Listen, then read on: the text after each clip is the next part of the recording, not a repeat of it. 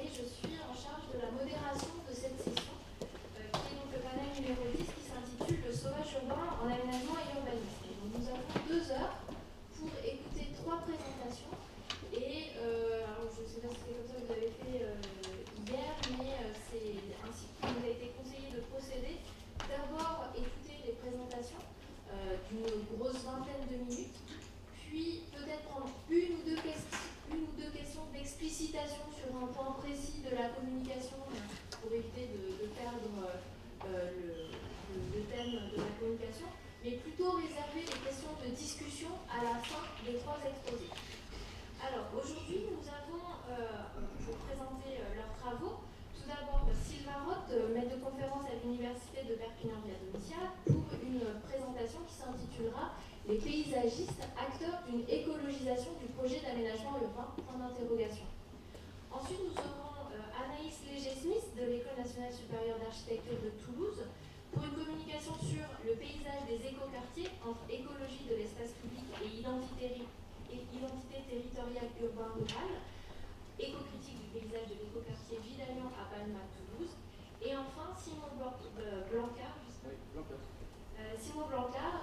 de l'Université de Mons en Belgique pour une communication intitulée « Comment les nouvelles pratiques de l'urbanisme temporaire réenchantent l'espace et créent des lieux de partage du vivant, le cas du jardin d'expérience à Mons ». Donc pour commencer, nous avons Sylvain Roth. Merci Aurélie et bonjour à toutes et à tous. Donc mon titre a un peu changé par rapport à ce que vous pourrez trouver dans le petit livret des résumés. Vous comprendrez pourquoi en cours de route, mais en substance, il sera bien question d'une interrogation sur un éventuel changement de paradigme à l'œuvre dans l'action urbaine, mais que j'ai recentré sur l'analyse d'une profession du projet d'aménagement urbain, à savoir les paysagistes, et je vous expliquerai pourquoi dans un instant. Donc de manière générale, un certain nombre d'auteurs font le constat d'une écologisation qui serait en cours des politiques publiques dans différents domaines de l'action publique, divers et variés. Ce processus d'écologisation, Ginelli le définit comme un processus qui suscite l'émergence de nouveaux référentiels qui guident l'action publique, qui orientent l'action publique, qui engendrent souvent de nouvelles pratiques, ces nouveaux référentiels ayant une influence sur l'action des différents acteurs en charge d'une politique publique, contribuant à une reconfiguration d'un système d'acteurs qui prend en charge la mise en œuvre d'une politique publique, quel que soit le secteur concerné. Là, Ginelli travaille sur la chasse. Moi ici, ce n'est pas mon propos, mais ces propos généraux peuvent s'appliquer à ce qui nous intéresse ici. Et il souligne également le fait que l'écologisation reconfigure les systèmes d'acteurs et donc contribue à un certain nombre de tensions ou de jeux d'influence au sein d'un système d'acteurs. Et là encore, on verra dans cette communication en quoi c'est bien un processus à l'œuvre dans le propos qui nous intéresse. Donc, de manière générale, des politiques publiques qui connaîtraient un processus d'écologisation dans de nombreux domaines. Alors, est-ce que ce processus d'écologisation est à l'œuvre dans le domaine de l'aménagement urbain, de l'urbanisme? Un certain nombre d'auteurs le soulignent. Ma voisine, par exemple, qui a parlé d'un tournant écologique en urbanisme qui serait à l'œuvre. Et un certain nombre d'auteurs et de textes réglementaires, etc., peuvent là aussi aller dans ce sens, même si d'autres travaux pointent, je pense notamment à un travail récent de Sabine Barle, qui pointe les difficultés de l'urbanisme à s'environnementaliser. Elle ne parle pas d'écologisation, elle parle d'environnementalisation, mais en faisant peu ou prou référence au même processus à l'œuvre. Donc, un processus qui serait à l'œuvre avec un certain nombre de difficultés pour parvenir à une mutation forte ou substantielle des manières de faire de l'urbanisme. Mais néanmoins, eh bien, c'est dans ce processus à l'œuvre d'écologisation de l'aménagement urbain que je m'inscris, et donc en me focalisant sur une profession particulière qui est un des acteurs qui participent au projet d'aménagement urbain, à savoir les paysagistes. Alors pourquoi s'intéresser aux paysagistes? Vous allez le comprendre, et vous le comprenez intuitivement par rapport à la thématique du colloque évidemment, ça fera l'objet de mes analyses tout à l'heure, mais également parce que Benoît Romeyer soulignait dans un article récent un retour en grâce des paysagistes dans la fabrique urbaine contemporaine. Les paysagistes, ils sont partie prenante des projets d'aménagement urbain depuis quelques années déjà. C'est un processus, là, depuis au moins une trentaine d'années qui a pris de l'importance. Leurs rôles ont évolué au fur et à mesure du temps. Et donc, aujourd'hui, eh bien, précisément, dans le projet d'aménagement urbain, c'est-à-dire, là, je me situe dans le domaine de l'urbanisme opérationnel, lorsqu'on conçoit des morceaux de ville, avec des bâtiments, des espaces publics, etc., à agencer, à concevoir pour produire la ville future, la ville de demain, la ville qui se renouvelle en permanence. J'exclus donc le domaine de la planification urbaine, où là également l'écologisation est à l'œuvre, où là également les paysagistes ont un rôle à jouer, mais je me focalise sur ce processus de l'urbanisme opérationnel, des projets d'aménagement urbain où se crée, s'invente la ville, les extensions urbaines ou les renouvellements urbains. Alors, ce retour en grâce des paysagistes, il est peut-être illustré par le récent Grand Prix de l'urbanisme qui a été attribué l'an dernier. Alors, la dernière mouture en 2019 vient d'être attribuée, mais l'an dernier, en 2018, eh bien, c'est une agence de paysagistes, l'agence Terre, qui a été honoré de ce Grand Prix de l'urbanisme. Alors, ce n'est pas une première. Il y avait déjà trois paysagistes qui avaient reçu cette distinction en 2003 et 2011. Mais néanmoins, même si ce n'est pas une première, c'est quand même symptomatique, effectivement, de cette prise d'importance des paysagistes dans le système d'acteurs des projets d'aménagement urbain, dans le système d'acteurs de la fabrique de la ville. Donc, c'est à la fois emblématique de leur importance accrue dans le projet d'aménagement urbain, et puis c'est bien entendu symptomatique aussi de cette nouvelle, de l'importance des considérations environnementales ou écologiques dans la fabrique de la ville. C'est ce qui était souligné lorsque le jury explicitait son choix.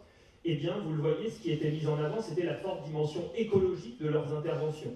Et l'ouvrage qui a été publié comme après chaque Grand Prix, pour présenter en fait l'agence ou l'architecte, l'urbaniste, le paysagiste qui est distingué et leurs travaux, eh bien cet ouvrage, vous le voyez, s'intitule L'urbanisme des milieux vivants. Donc ce n'est pas un hasard, hein, c'est bien symptomatique d'une approche de la ville particulière qui fait une place importante aux enjeux écologiques. Et de fait, c'est ce qui est bien évoqué aussi dans cet ouvrage.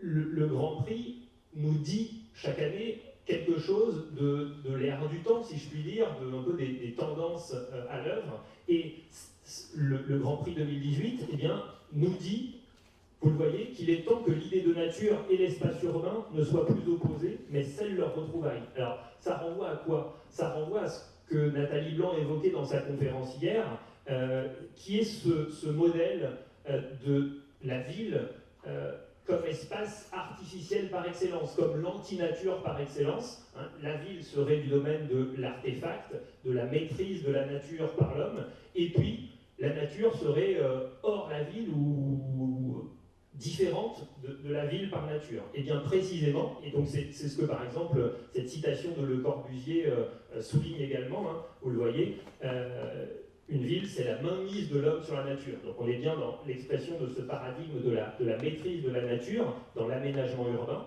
Et bien précisément, ce Grand Prix, il se place du côté de la réconciliation de ces entités, trop longtemps envisagées comme séparées, concurrentes, disjointes, etc. Donc ce Grand Prix, il témoigne probablement, ou il illustre probablement ce retour en grâce des paysagistes. Oui, alors simplement, pour terminer sur cette agence Terre, qui a été donc récompensée l'an dernier, le projet que vous voyez en couverture de l'ouvrage, c'est le projet de la Plaça de les Glorias à Barcelone. Et à Barcelone, vous le voyez, avec cette photographie, l'ambition avec ce projet de réaménagement d'un grand espace public au cœur de Barcelone, c'est rien de moins que de naturaliser Barcelone. Vous le voyez ici sur la photographie, nous naturalisons Barcelone. Donc, c'est pas nous verdissons Barcelone comme un décor un peu... comme un décor, on reviendra sur cette vision du paysage, mais c'est bien, nous naturalisons Barcelone. La ville se fait nature, l'espace urbain est transmuté, transfiguré par une nouvelle conception urbaine qui intègre pleinement la nature. Bon, je n'insiste pas, on reviendra sur ces points plus tard. Ce retour en grâce des paysagistes, il trouve aussi une reconnaissance juridique, pourrait-on dire, puisque suite à la loi Elan, le Code de l'urbanisme, la rédaction d'un article du Code de l'urbanisme a été modifiée. Alors, je ne vous fais pas la lecture intégrale de cet article L441-4, mais en substance, eh bien, dans un projet de lotissement, eh bien, désormais, le porteur de projet doit s'adjoindre les compétences d'un paysagiste.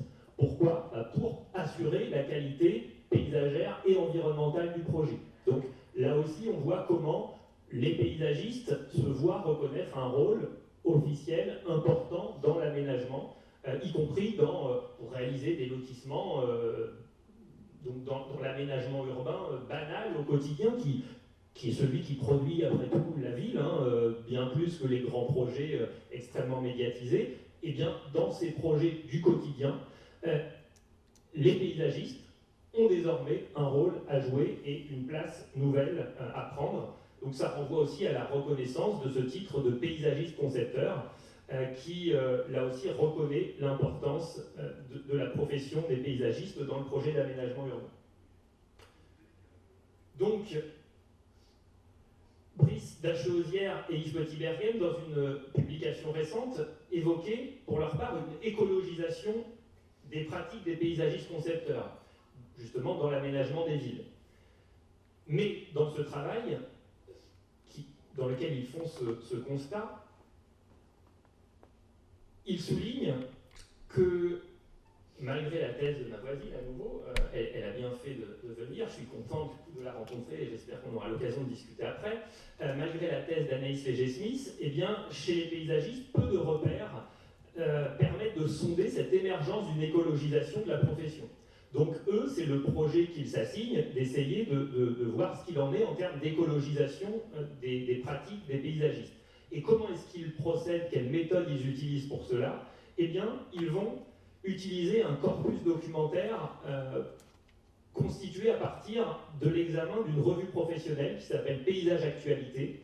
Et donc c'est en dépouillant les archives de cette revue qu'ils vont essayer de percevoir l'écologisation qui serait à l'œuvre dans la profession.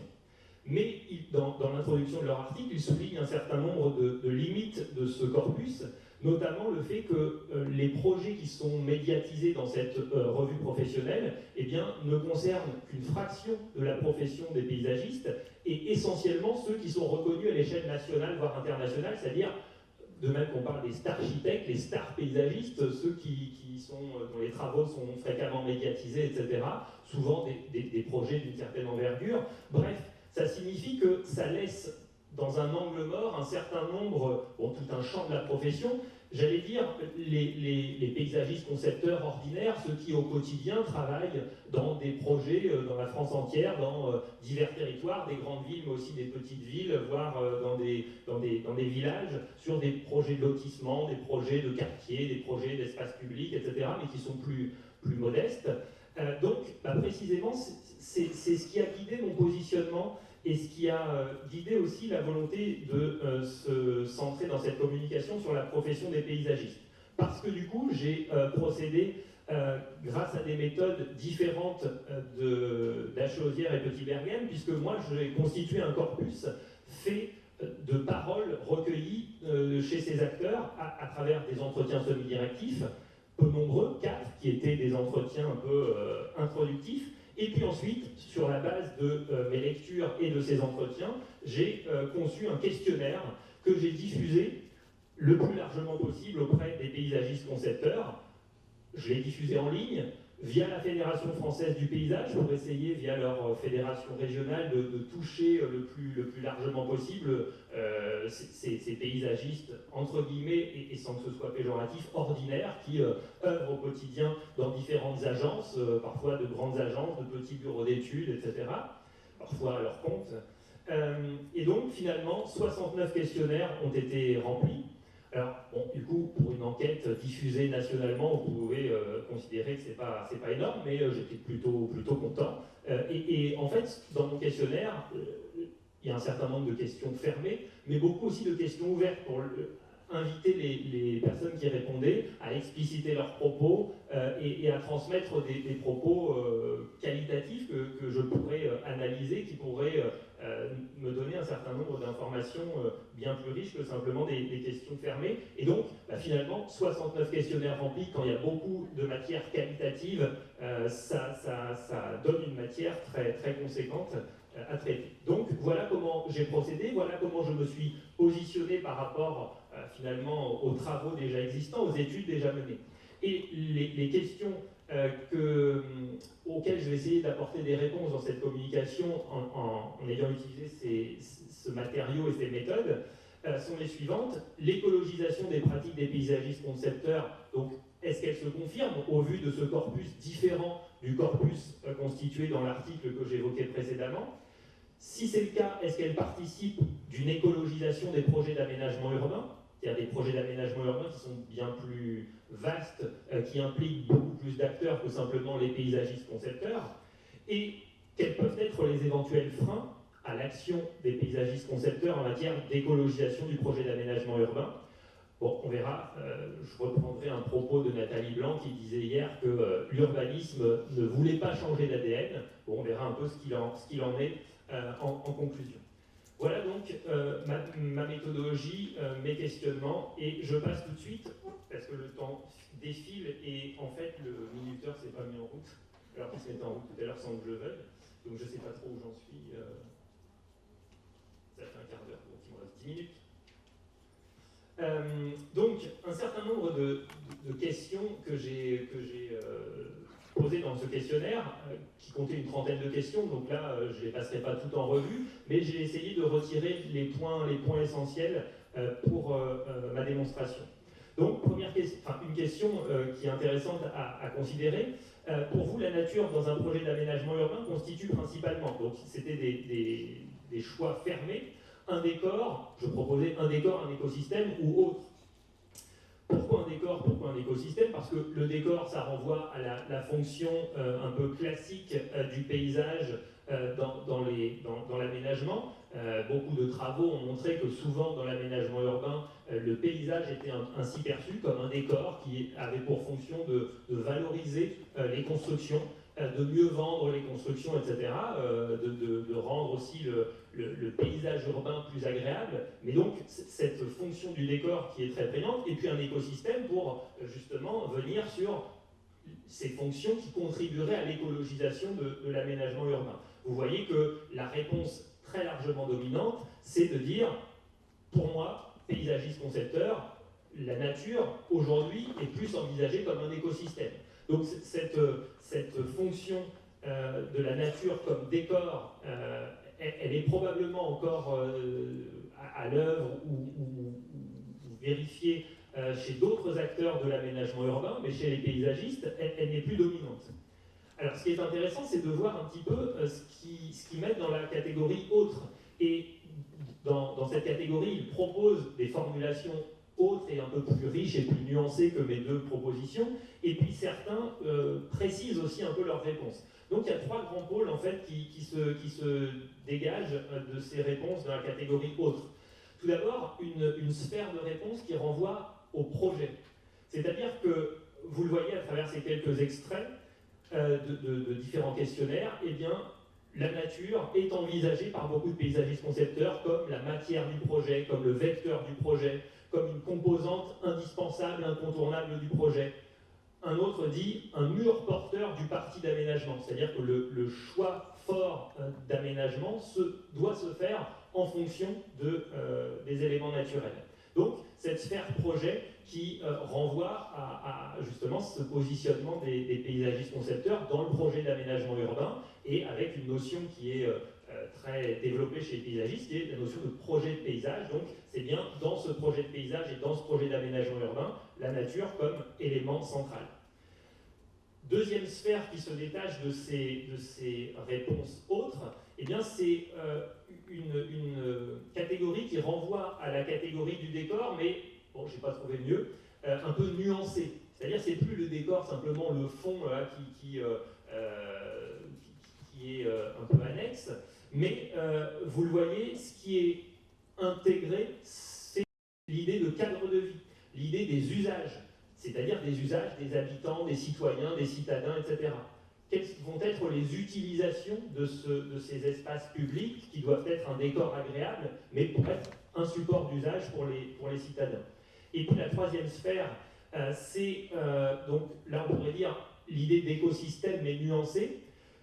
On pourrait pour cela mobiliser la notion de système socio-écologique ou de socio-écosystème qui a été formalisée par toutes ces sciences qui s'efforcent justement d'articuler les systèmes humains et les systèmes naturels, les systèmes écologiques, et un certain nombre, là aussi, d'extraits de ces questionnaires montrent qu'on est bien dans cet entre-deux, cet intermédiaire, avec la volonté d'articuler les écosystèmes, mais aussi les usages qu'en feront les hommes, le contrôle que la société humaine peut avoir sur ces écosystèmes qui sont conçus, élaborés, gérés, etc.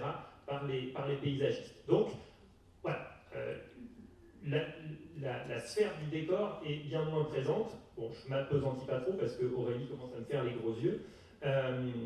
Donc, je passe à la suite.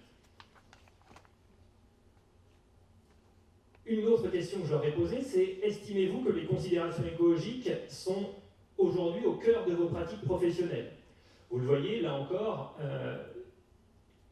l'affirmative est très dominante. Donc, les paysagistes qui ont répondu à ce questionnaire considèrent très majoritairement que c'est le cas. Là encore, quand on leur demande pourquoi, on essaie de comprendre un peu les raisons de cette réponse, les éléments qui reviennent, c'est la place centrale des considérations liées à la biodiversité dans les aménagements paysagers et dans ces morceaux de ville qu'ils vont concevoir. Donc là aussi avec différents petits extraits que je vous laisse découvrir. Le deuxième élément qui se détache, c'est l'importance du vivant.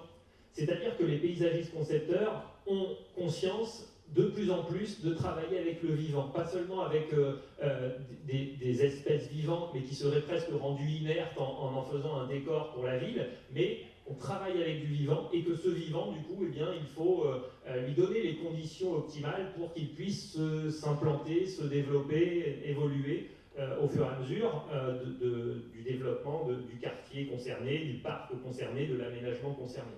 Donc, faire avec le vivant et faire aussi avec ce que propose la nature, le déjà là, c'est-à-dire tout un tas d'éléments, d'espèces animales, végétales qui sont déjà sur le site et qui souvent eh bien, ont une valeur écologique, même si ce n'est pas forcément une valeur décorative ou des espèces emblématiques, etc. Mais pour l'écologie de ces espaces, ce sont des espèces, des données importantes avec lesquelles il faut composer.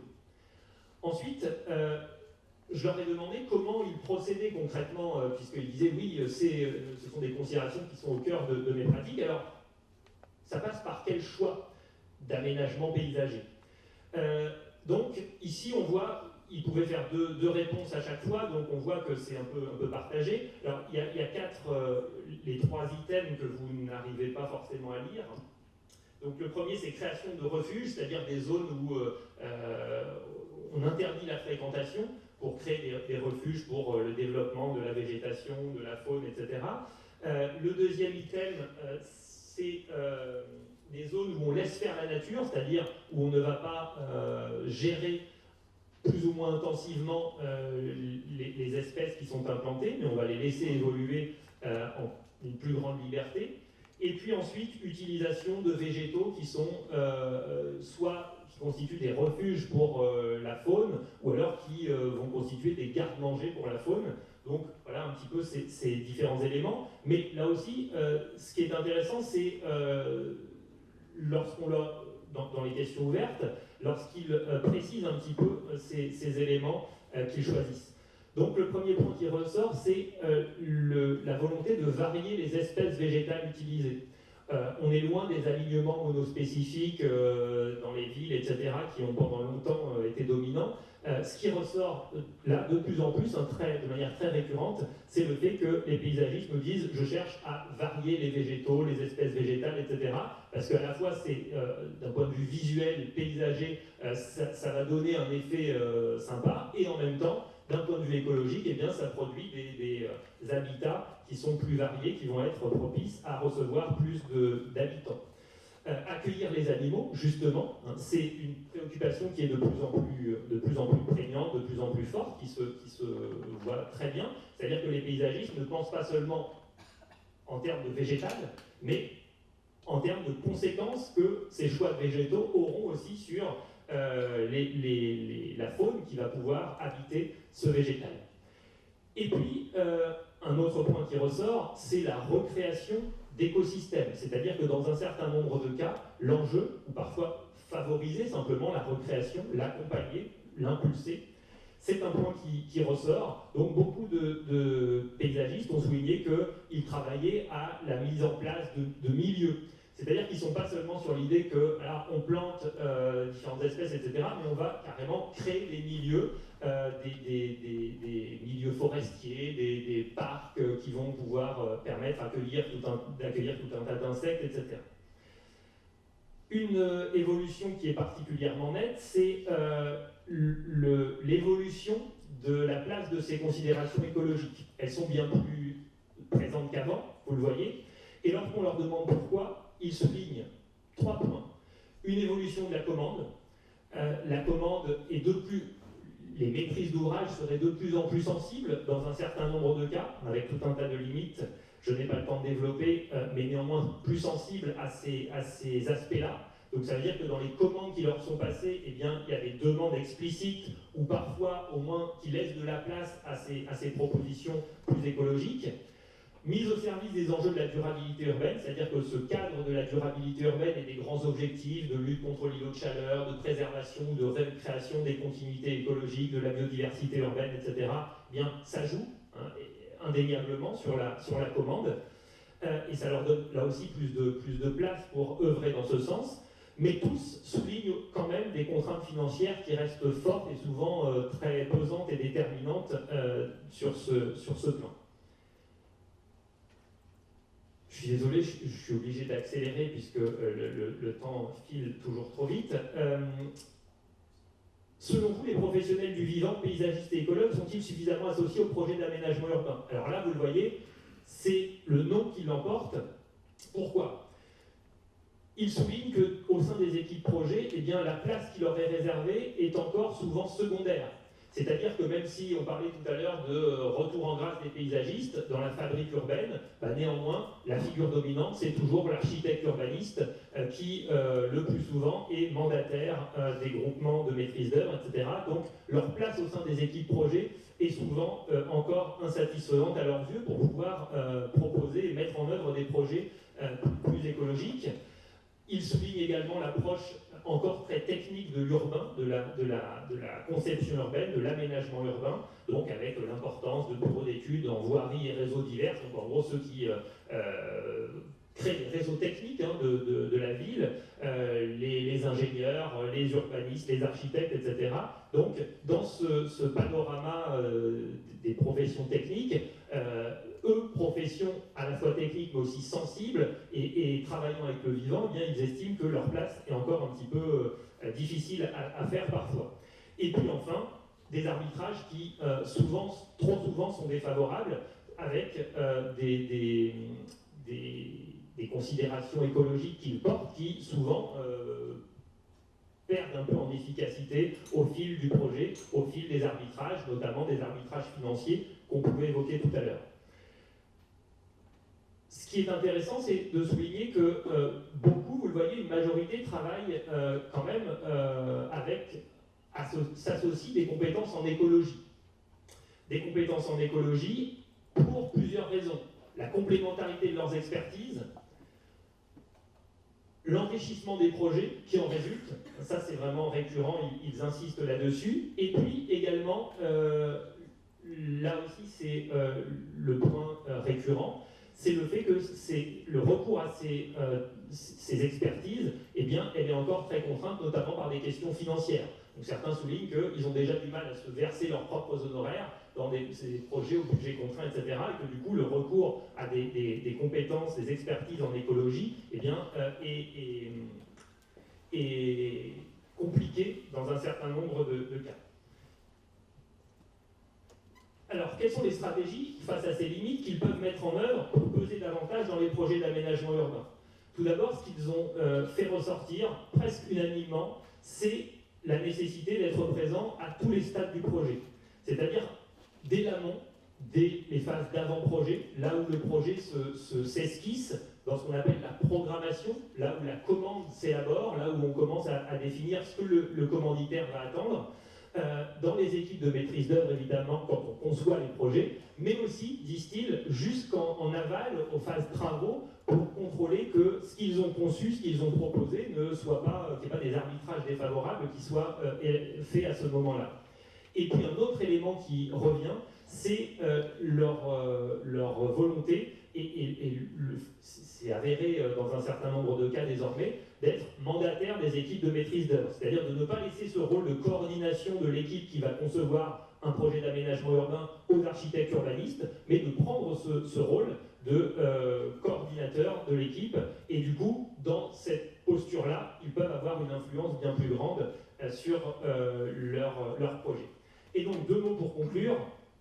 Tout d'abord, puisque le titre de mon intervention initiale s'interrogeait sur un changement de paradigme, je pense qu'au vu du contenu de ce questionnaire auprès de la profession paysagiste, on est bien dans une période de changement de paradigme. Une pensée écosystémique s'affirme très nettement, ou s'est affirmée dans la profession, et le paradigme de la maîtrise des éléments naturels au sein de la ville recule, au moins dans cette profession. Mais néanmoins, eh bien, comme le disait Nathalie Blanc hier, il y a des résistances fortes, puisqu'ils travaillent à la fabrique urbaine avec tout un tas d'autres acteurs qui, eux, ont des logiques différentes, ont des priorités différentes. Et donc Nathalie Blanc disait hier, et la formule m'a plu, c'est pour ça que je la reprends, elle parlait d'un urbanisme qui n'a pas envie de changer d'ADN. Alors moi je dirais qu'il y a certains acteurs de l'urbanisme qui n'ont pas envie de changer d'ADN.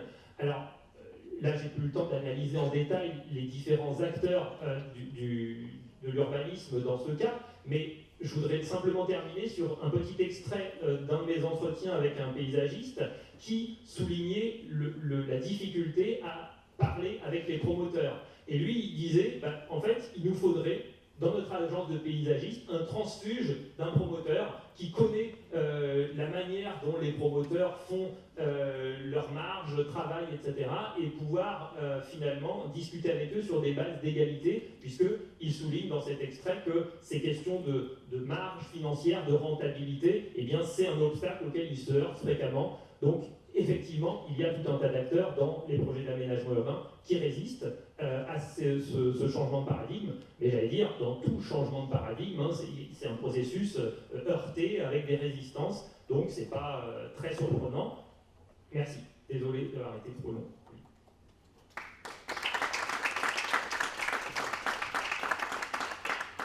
Merci. Est-ce qu'il y a une question d'explicitation sur un point de détail? Oui. Alors vous pouvez appuyer sur... Bonjour, merci. J'avais une question. Est-ce que vous avez pu prendre en compte des éléments dans votre étude en lien avec la formation de ces paysagistes, l'école d'où ils viennent, et est-ce que vous avez donc pris en compte, on va dire, le caractère des écoles de pensée des paysagistes dans vos entretiens? Et peut-être aussi leur âge et des données presque sociologiques. Est-ce que ça peut vous aider aussi dans votre étude? Alors oui, dans le questionnaire j'ai ça, dans les entretiens j'ai ça. Enfin, j'ai demandé de quelle école ils étaient issus et depuis combien de temps ils exerçaient. Hélas, ces questions n'ont pas été systématiquement remplies. Donc je n'ai pas sur les 69 réponses un panorama complet de la chose, et c'est vrai que j'ai trouvé que c'était dommage, mais néanmoins on voit bien quand même qu'il y a un certain nombre de jeunes praticiens qui soulignent que pour eux c'est des choses qui ont été enseignées dans les écoles de paysagisme, etc. D'autres, des plus anciens, qui disent mon métier, ma pratique professionnelle a changé, a évolué, c'est plus tout à fait le même métier, donc on voit ces effets de génération. Les effets d'école de pensée, disons, liés au lieu de formation, j'ai pas suffisamment d'informations pour les retracer, mais les entretiens m'ont aussi permis quand même d'esquisser, même s'ils ne sont pas très nombreux, mais de mettre en évidence un certain nombre de points, notamment un entretien avec un paysagiste qui dirige une agence assez reconnue, qui est Quadra, disons, qui a été diplômé en 2000 et qui soulignait bien les spécificités un peu de sa génération par rapport à ces enjeux écologiques, mais aussi par rapport à l'insistance sur les usages.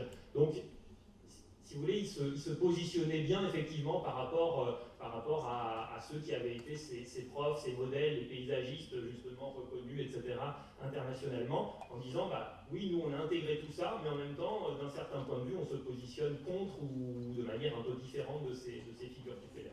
Donc il y a quelques éléments, mais pas suffisamment à mon goût pour être exhaustif.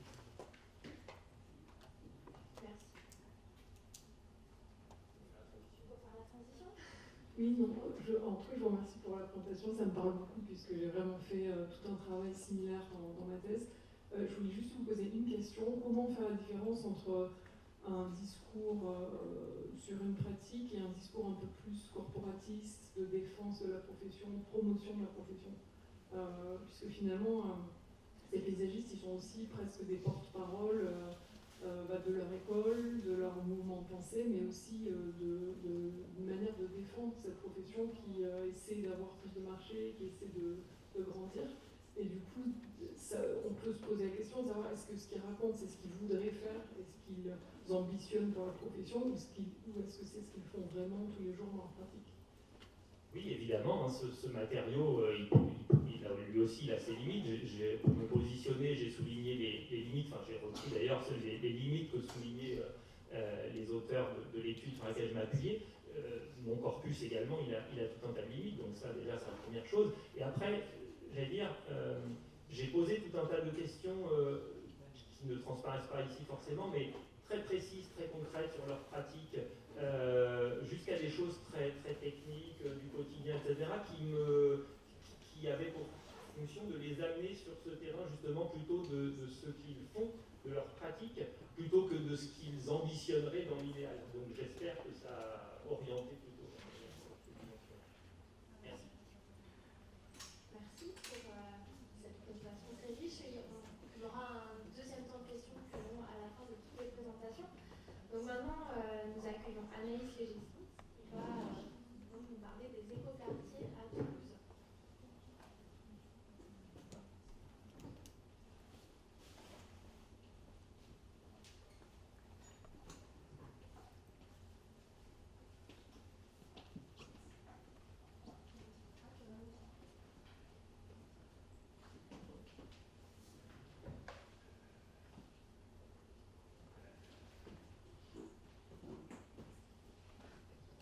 Bonjour à tous, donc, je m'appelle Anaïs Légessi, donc je suis ingénieure paysagiste de l'école d'Angers.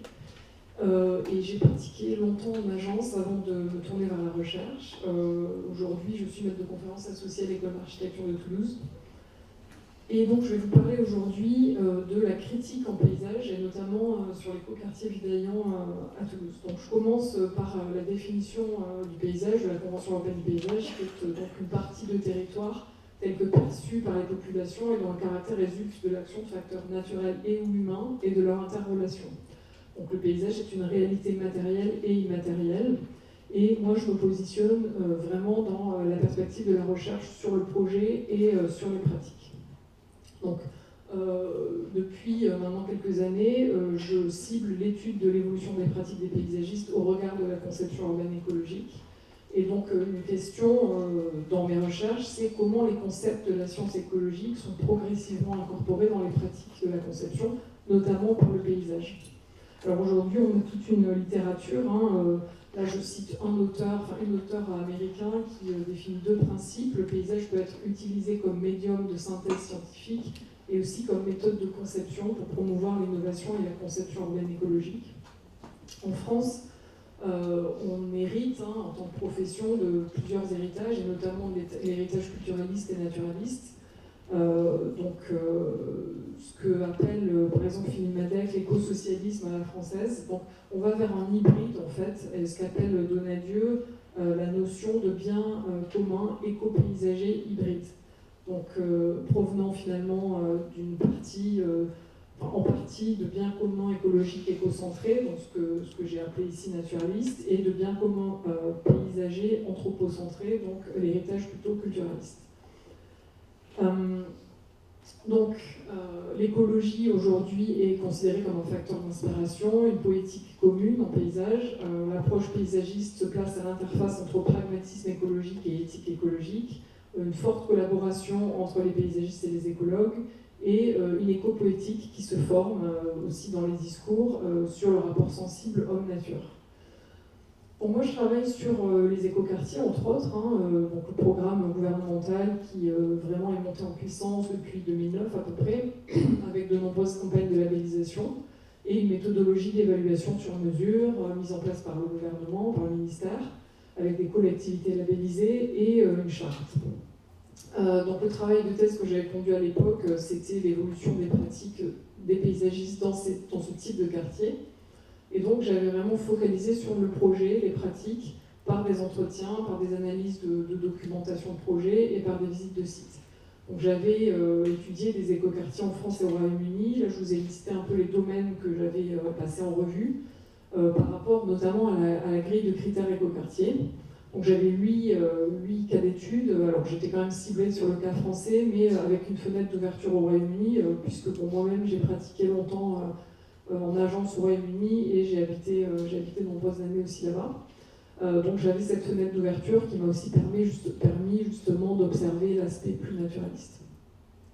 Alors je vous donne très rapidement les résultats puisqu'ensuite je développe en fait aujourd'hui plus précisément sur un des cas d'études d'écoquartier. Donc au cours de la thèse, nous avons en fait qu'il n'y avait pas forcément d'évolution radicale du processus de conception des paysagistes, avec plusieurs domaines, catégories de domaines écologiques étudiés. Donc, 3 domaines, l'eau, la biodiversité et l'agriculture urbaine, qui étaient un facteur fort de différenciation des pratiques paysagistes et qui, finalement, fonctionnaient en faveur d'une intervention du paysagiste dans les quartiers écologiques. Le domaine des déplacements et des transports qui, lui, finalement, nécessitait une intervention paysagiste en amont, et puis des domaines moins développés comme le sol, le recyclage, les déchets et les énergies renouvelables qui, en fait, demandent un investissement et un coût assez élevé en amont du projet et pour lequel les paysagistes n'étaient pas encore très impliqués. Même au niveau du sol, en fait, puisque ce sont des pratiques et des techniques assez poussées. Ensuite, on avait aussi montré que les pratiques paysagistes écologiques, en fait, étaient déjà existantes bien avant, évidemment, le domaine, le programme gouvernemental des écoquartiers, et que peut-être le caractère innovant à mettre en évidence, c'était l'idée de traiter finalement tous ces critères écologiques de front, dans des espaces multifonctionnels et de qualité, et de rendre visibles aussi ces arguments écologiques. Nous avions mis en évidence plusieurs types en fait, de compréhension de l'écologie dans ces écoquartiers, donc l'écologie comme bon sens ou sous-entendu, finalement préexistante à l'écoquartier, au programme écoquartier, l'écologie comme facteur d'inspiration, donc qui permet de guider finalement presque le trait de crayon, L'écologie comme connaissance fine du milieu, c'est-à-dire vraiment comprendre le contexte et le lieu pour mieux s'y insérer par le projet. L'écologie comme approche techniciste, donc là avec un aspect un peu réducteur et presque un peu critiqué par les paysagistes comme étant un peu réducteur. L'écologie comme plan de gestion, c'est-à-dire regarder le temps long du projet, l'évolution à long terme. Comme outil de conception, ça renvoie un peu avec le facteur d'inspiration. Et puis enfin, comme posture politique, donc là vraiment sous-entendant l'idée que tout le système, en fait, même de développement urbain, doit être repensé et qu'on se positionne dans cet échiquier politique. Donc aujourd'hui, j'ai décidé de poursuivre un travail sur un cas d'étude en particulier, donc d'étudier l'évolution de ce quartier sur le temps long à travers une analyse de projet et de voir un peu comment les habitants s'y installent, comment le relais est passé à une vie qui s'installe dans le quartier, et notamment autour de l'appropriation, la gestion du temps long du paysage. Puisqu'en fait, c'est vraiment une question assez cruciale du projet de paysage. Et alors pour ça, je me positionne dans une dimension que je suis en train de développer actuellement, la critique en paysage, donc qui se réfère à la théorie critique et à la pensée critique. La critique a une tâche, renseigner sur comment regarder une œuvre d'art afin d'en avoir une expérience la plus riche possible. Donc c'est l'évaluation scientifique d'un projet grâce à l'opinion subjective fondée de l'auteur. Donc une évaluation experte, mais une subjectivité fondée. La critique en paysage est un genre encore assez peu reconnu dans la recherche. Or, ce genre stimule l'innovation et il convoie la conception vers les mondes non professionnels et forme l'identité des disciplines de la conception. Donc il crée un savoir transférable pour la profession et du paysage et des autres professions, architecture, urbanisme, etc. Donc l'idée c'est d'explorer plusieurs dimensions. D'abord comprendre pourquoi un projet crée un savoir utile, une nouveauté. Quel est le contexte politique et social autour de ce projet, comment il est accueilli localement, comment il a évolué, quelle est la relation au dessin originel du projet, quels sont les usages, l'appréciation du projet aujourd'hui, quelle est la relation entre l'appropriation et ce que le projet était censé résoudre, par rapport à ce qu'il y avait avant et par rapport à la demande sociale, comment le projet fonctionne-t-il aujourd'hui, et cela à travers des aspects subjectifs et objectifs d'analyse. Avec une perspective de transfert de compétences vers la profession, de bonnes pratiques, de valeur ajoutée pour la profession, mais aussi pour la société. Donc les conditions de la critique, c'est évidemment d'avoir une revue de littérature assez solide, avec une méthode, un angle spécifique de questionnement, prendre en compte divers aspects de l'effort collectif du projet notamment, et intégrer une compréhension plurielle des termes de paysage et de nature. Donc l'idée c'est vraiment de prendre en compte l'évolutivité, le caractère changeant du projet et du paysage, la dimension multisensorielle et la relation culturelle à la nature. Donc c'est ce que je vais vous présenter ici sur l'écoquartier Vivaillon. Donc à chaque dimension écologique annoncée par le paysagiste à l'origine, on essaie de regarder l'évolution de cet aspect, comment ça a été réapproprié par la population et comment ça évolue aujourd'hui. Et donc là, ce que je vous présente, c'est un travail encore en cours, avec des résultats partiels, voilà, mais que je continue encore aujourd'hui. Donc la méthode, c'est vraiment l'analyse de documents, planification et de projets, avec visite de sites récurrentes, des entretiens d'habitants, d'associations, et notamment j'amène aussi mes étudiants sur le site pour expliciter certains aspects. Donc le suivi, finalement, il dure depuis 2010 maintenant, puisque c'était un des cas d'études de ma thèse, donc j'ai réussi à vraiment suivre le projet sur un temps assez long. Donc je vous présente un peu des aspects du projet. L'écoquartier il se situe à l'est de Toulouse, vous voyez, je ne sais pas si je peux pointer, ouais. Là ça c'est le centre-ville et on a la ville Arbus ici avec l'aéroport en fait. Et donc Balma c'est ici. Alors en mars 2019, la ville de Toulouse a publié sa politique des grands parcs toulousains, et donc on a la Garonne évidemment, le Canal, la Margelle, le Touche, et puis on a la vallée de l'Ers. Le quartier se situe vraiment de manière adjacente sur les coteaux le long de ce grand parc de l'Ers. C'est aussi un quartier qui est très bien desservi par les transports en commun, puisque, Très bien. En fait, il est à 15 minutes à pied du terminus du métro, ce qui le relie de manière plus ou moins directe avec un réseau métropolitain. C'est un quartier, donc ici en grisé, qui donc, se situe, comme je le disais, proche de la vallée de l'Ers, mais aussi d'infrastructures routières, puisqu'on a la rocade, un échangeur et l'autoroute qui part vers le Tarn ici. Et donc, on est positionné sur les coteaux, avec donc une porte métropolitaine ici, assez importante, des quartiers commerciaux d'activités très importants, avec un très grand centre commercial ici, et toute une partie de parcelles agricoles ici. Donc on est vraiment à une lisière en fait métropolitaine. Alors voici le plan masse. Ce quartier, il fait 31 hectares, avec 15 hectares d'espaces perméables ouverts, 1250 logements de typologie variée, avec 2800 habitants et 2600 emplois nouveaux.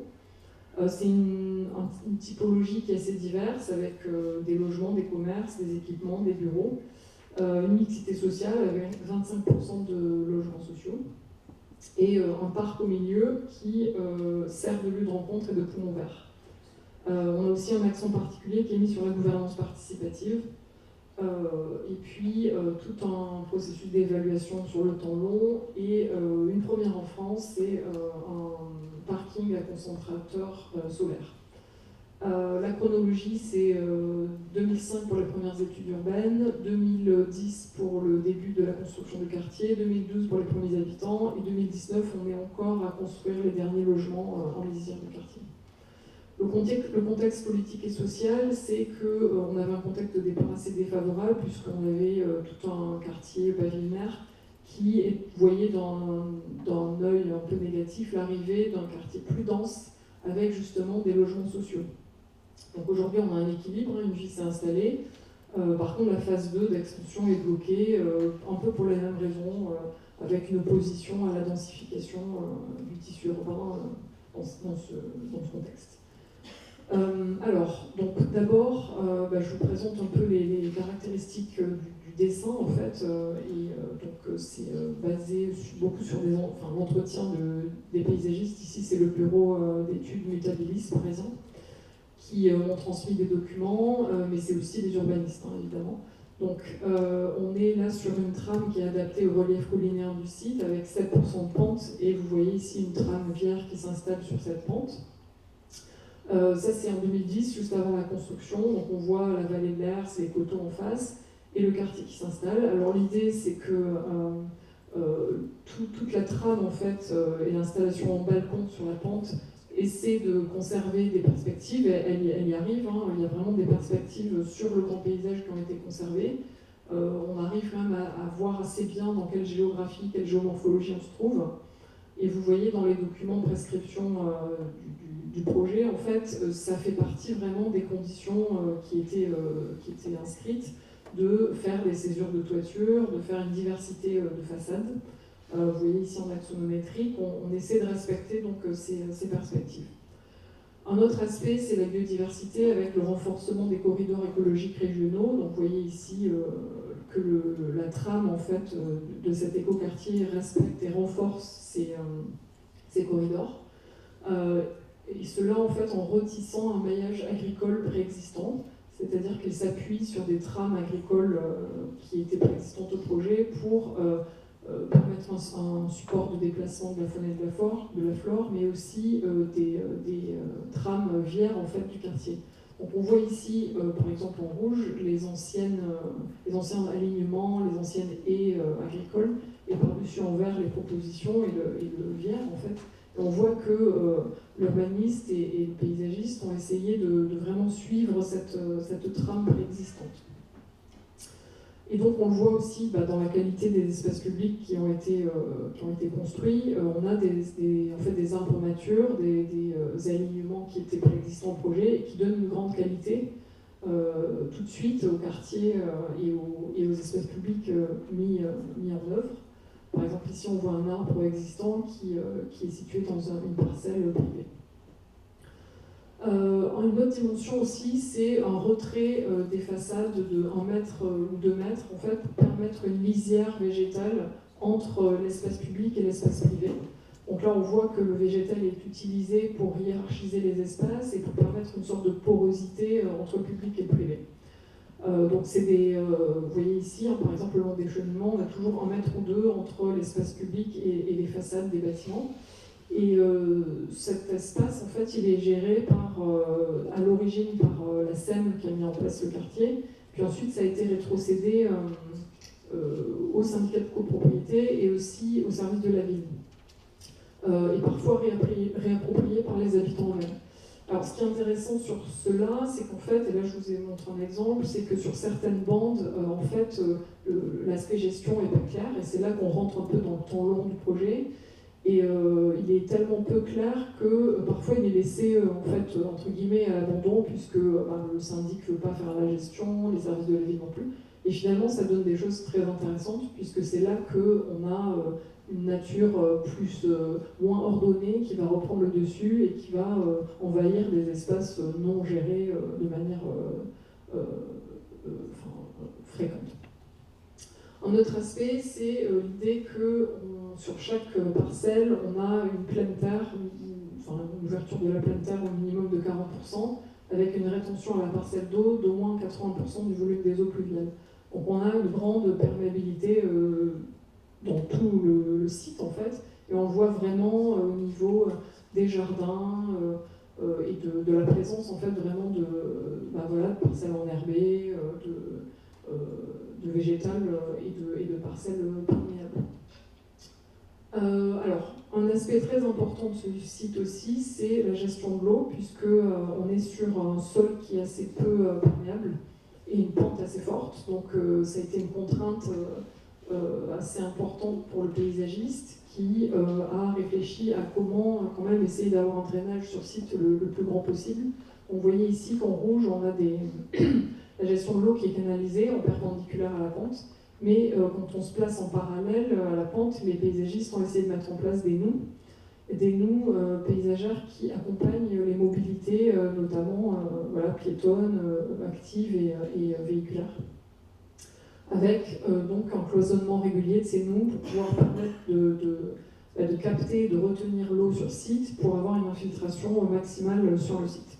On voyait un peu le résultat de ces noues qui traversent tout le paysage de l'écoquartier, qui permettent aussi une biodiversité assez intéressante avec un système de fauche et de gestion qui est assez peu élevé en fait, donc qui laisse libre cours aux espèces et à la nature de se développer sur ces noues. Alors, ce qui n'est pas sans problème par rapport à une perception de cette nature parfois un peu incontrôlée de la part des habitants.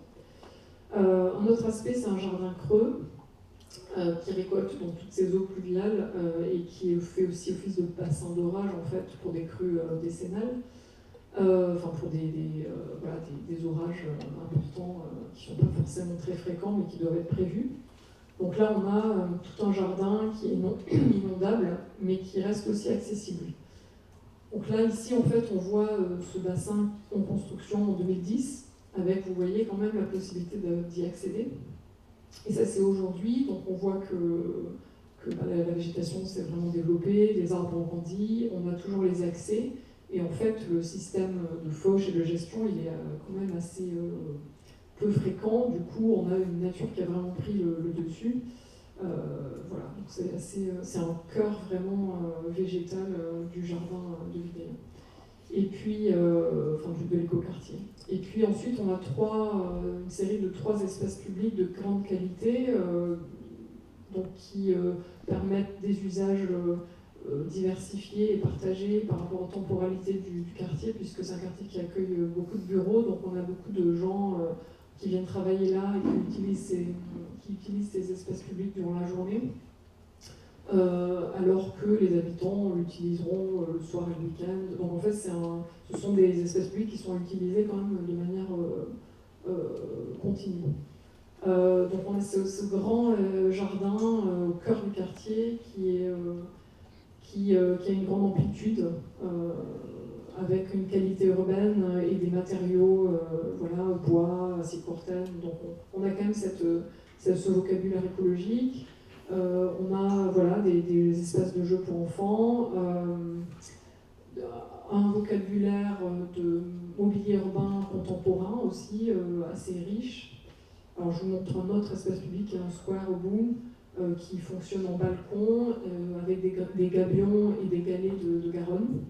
Donc on voit quand même un souci de la qualité urbaine ici. Des voiries partagées qui voilà, se partagent entre piétons, cyclistes, voitures. Et quand on a une voirie pour voiture, on voit que la place de la voiture est réduite au maximum avec des largeurs très réduites. Et puis un jardin partagé qui a été dessiné, donc ça c'était au départ à la construction et qui maintenant est très approprié par la population. Et la lisière avec l'agriculture, voilà, position comme je disais périmétropolitaine. Et l'aspect donc gouvernance qui est quand même très fort aussi dans ce quartier, qui est vraiment une vie locale qui est portée par un groupe de travail, un comité de pilotage, un comité de coordination, un groupe de travail aussi à la métropole. Une cohésion et une mixité sociale assez élevée avec de nombreux, avec 25% d'habitat, de logement social, et une maison de quartier qui est en train de se mettre en place. Avec une association de quartier d'ailleurs qui est très vivante et qui porte vraiment le projet.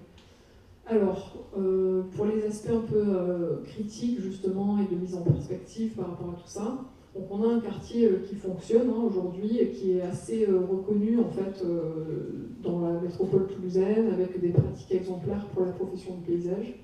Alors notamment, on s'inscrit un peu dans la ligne de l'amplification géographique puisqu'on a un lien au territoire avec ces perspectives que je vous ai montrées, le lien au passé agricole avec la trame agricole qui est encore un peu présente, la vallée de l'Ers, et donc un lien qui a été conservé dans ce sens-là. Et donc une hypothèse qu'on se pose aujourd'hui, c'est est-ce que ce quartier pourrait être un précédent pour une identité urbain-rurale périmétropolitaine paysagère dans ces écoquartiers. Puisqu'on est ici à un point d'accroche hybride, en fait, d'essayer finalement de dépasser cette dualité rural-urbain, cette dualité urbanisme-paysage et cette dualité finalement de l'écosystémique, c'est-à-dire d'une vision un peu scientifiste du territoire, et d'autre part du terroir, donc cette compréhension très culturelle du territoire. On essaie de se placer à l'entre-deux, on voit qu'on a à travers finalement une image paysagère partagée. Si on se place dans une perspective de territoire en projet et finalement qui participe d'un rééquilibrage métropole-territoire, puisque là on est vraiment à la lisière de la métropole, on essaie de voir un peu ce quartier au prisme de la notion de paysage métropolitain, donc d'abord avec les questions d'accessibilité, et là on voit qu'on a quand même un point noir assez important du fait que l'on est à 15 minutes du métro, ce qui quand même pose question pour un écoquartier, puisque ça veut dire qu'il va y avoir quand même forcément des gens qui dépendent de leur voiture beaucoup. On a des lignes de bus, mais qui sont assez peu fréquentes, je crois qu'il y en a une qui passe toutes les 20 minutes. Et on a encore assez peu de fléchage au niveau des mobilités actives et du vélo. Donc là, il y a vraiment une dimension à renforcer. Pour ce qui est de l'envergure métropolitaine et de la coprésence des usages, on a des résidents qui cohabitent avec les bureaux. Donc là, il y a quand même quelque chose d'intéressant au niveau des temporalités d'usage sur les espaces publics.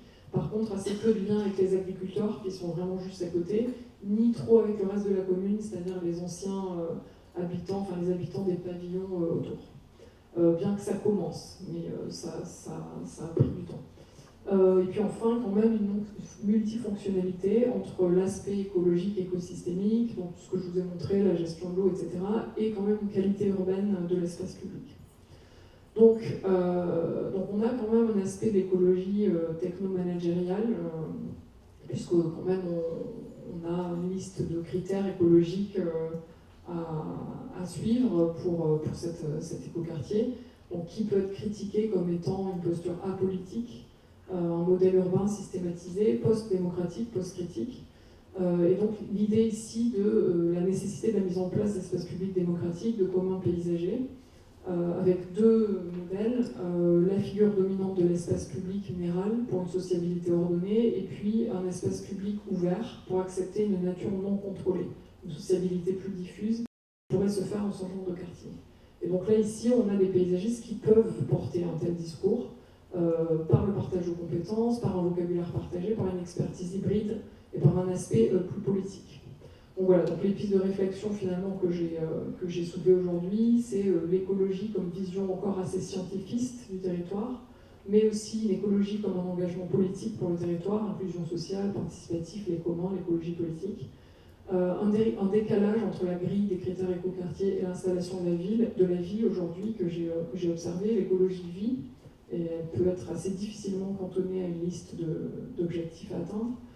L'hybridation de la notion donc française de la notion de bien commun éco-paysager, le projet de paysage comme médium de la transition écologique, et puis la critique en paysage, un genre qui émerge aujourd'hui. Et alors juste pour finir, donc moi je suis enseignante en école d'architecture et il y a vraiment aujourd'hui un réseau qui est en train de se mettre en place, qui est le réseau ENSA Eco, pour l'enseignement de l'écologie auprès des architectes. Voilà, je vous remercie.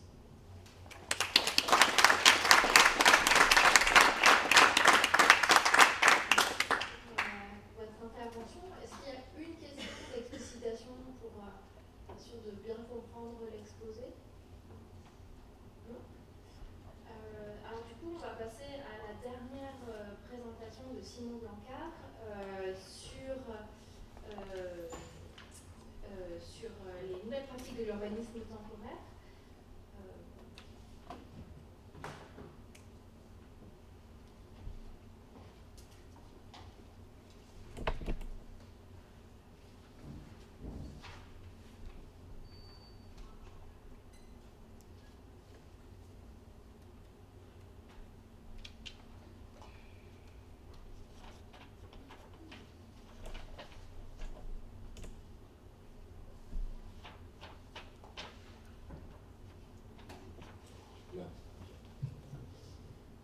Bonjour à toutes et tous. Alors je suis également paysagiste. J'ai fait mes études à Versailles. Je suis sorti en 2006. Et c'est marrant parce que les deux exposés précédents, finalement, je m'y retrouvais assez bien. À la fois dans l'approche que j'ai en fait en tant que praticien, puisque j'ai travaillé dans un bureau d'études et j'ai encore mon bureau ici depuis une dizaine d'années. Et en fait, je suis aussi enseignant à l'université de Mons, donc à la faculté d'architecture et d'urbanisme. Et donc j'enseigne également à des architectes. Alors j'ai des petits cours, des petites interventions, parce qu'il ne faut pas trop déranger les architectes dans leur propre pratique. Mais du coup, j'essaye à mon niveau en fait, de faire évoluer un petit peu la conscience en fait, des architectes. Alors vraiment, en étant tout à fait humble sur la manière de pouvoir le faire et non pas en me disant que je vais pouvoir tout révolutionner. Et puis depuis 2017, en fait, je suis aussi chercheur. Et donc, voilà, j'en parlerai un petit peu plus en détail. Ici, aujourd'hui, ce que je voudrais en fait un peu vous présenter, c'est l'évolution finalement de mon parcours. On parlait de plusieurs choses. Et donc, en fait, l'idée, c'est un peu ici de découvrir aussi une autre facette aussi des paysagistes. C'est que je trouve que les paysagistes, et on en a parlé juste avant, les paysagistes font de plus en plus en fait dans l'espace et dans le paysage. Et donc moi je me positionne clairement en tant qu'aménageur. La manière dont je suis arrivé finalement au paysage et à faire ces études de paysage, c'est un parcours relativement progressif. Donc j'ai fait mes études en France, j'ai fait un bac STAE, Sciences et Technologies en Agronomie en Environnement. Ensuite, j'ai fait un BTS en Aménagement Paysager. Ensuite, j'ai fait une licence professionnelle coordonnateur de projet en aménagement paysager. Pour enfoncer le clou, j'ai terminé mes études à Versailles. En fait, ce qui pour moi est important, et c'est ce qui a été retranscrit dans les deux exposés précédents, c'est la question de la pratique du vivant. Et en fait, moi, c'est là-dessus que je suis venu, c'est-à-dire que je me suis mis à bras-le-corps à pratiquer le vivant, à le manipuler, à le transformer pour essayer en fait de comprendre cette notion, la notion du temps, la vision temporelle des choses. Et donc comment finalement le vivant évolue ou évoluait en fonction de l'action de l'homme. Ici, ce qu'on voit en fait, c'est lors de mon mémoire de fin d'études, je me suis inscrit en fait sur une friche industrielle.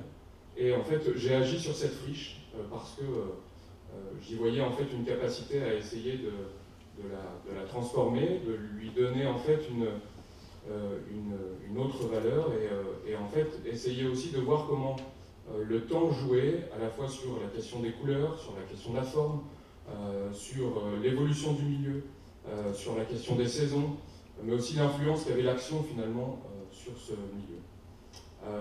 Et donc j'ai inscrit ces deux notions, la notion du vivant et la notion du temps, pour re-questionner finalement, ou en tout cas à mon propre niveau, d'essayer de re-questionner la manière de faire du projet. Et en fait, comment l'action pouvait ou peut mener à la réflexion. Et c'est ce que je continue en fait à faire dans le projet Jardin d'expérience dont je vais vous parler.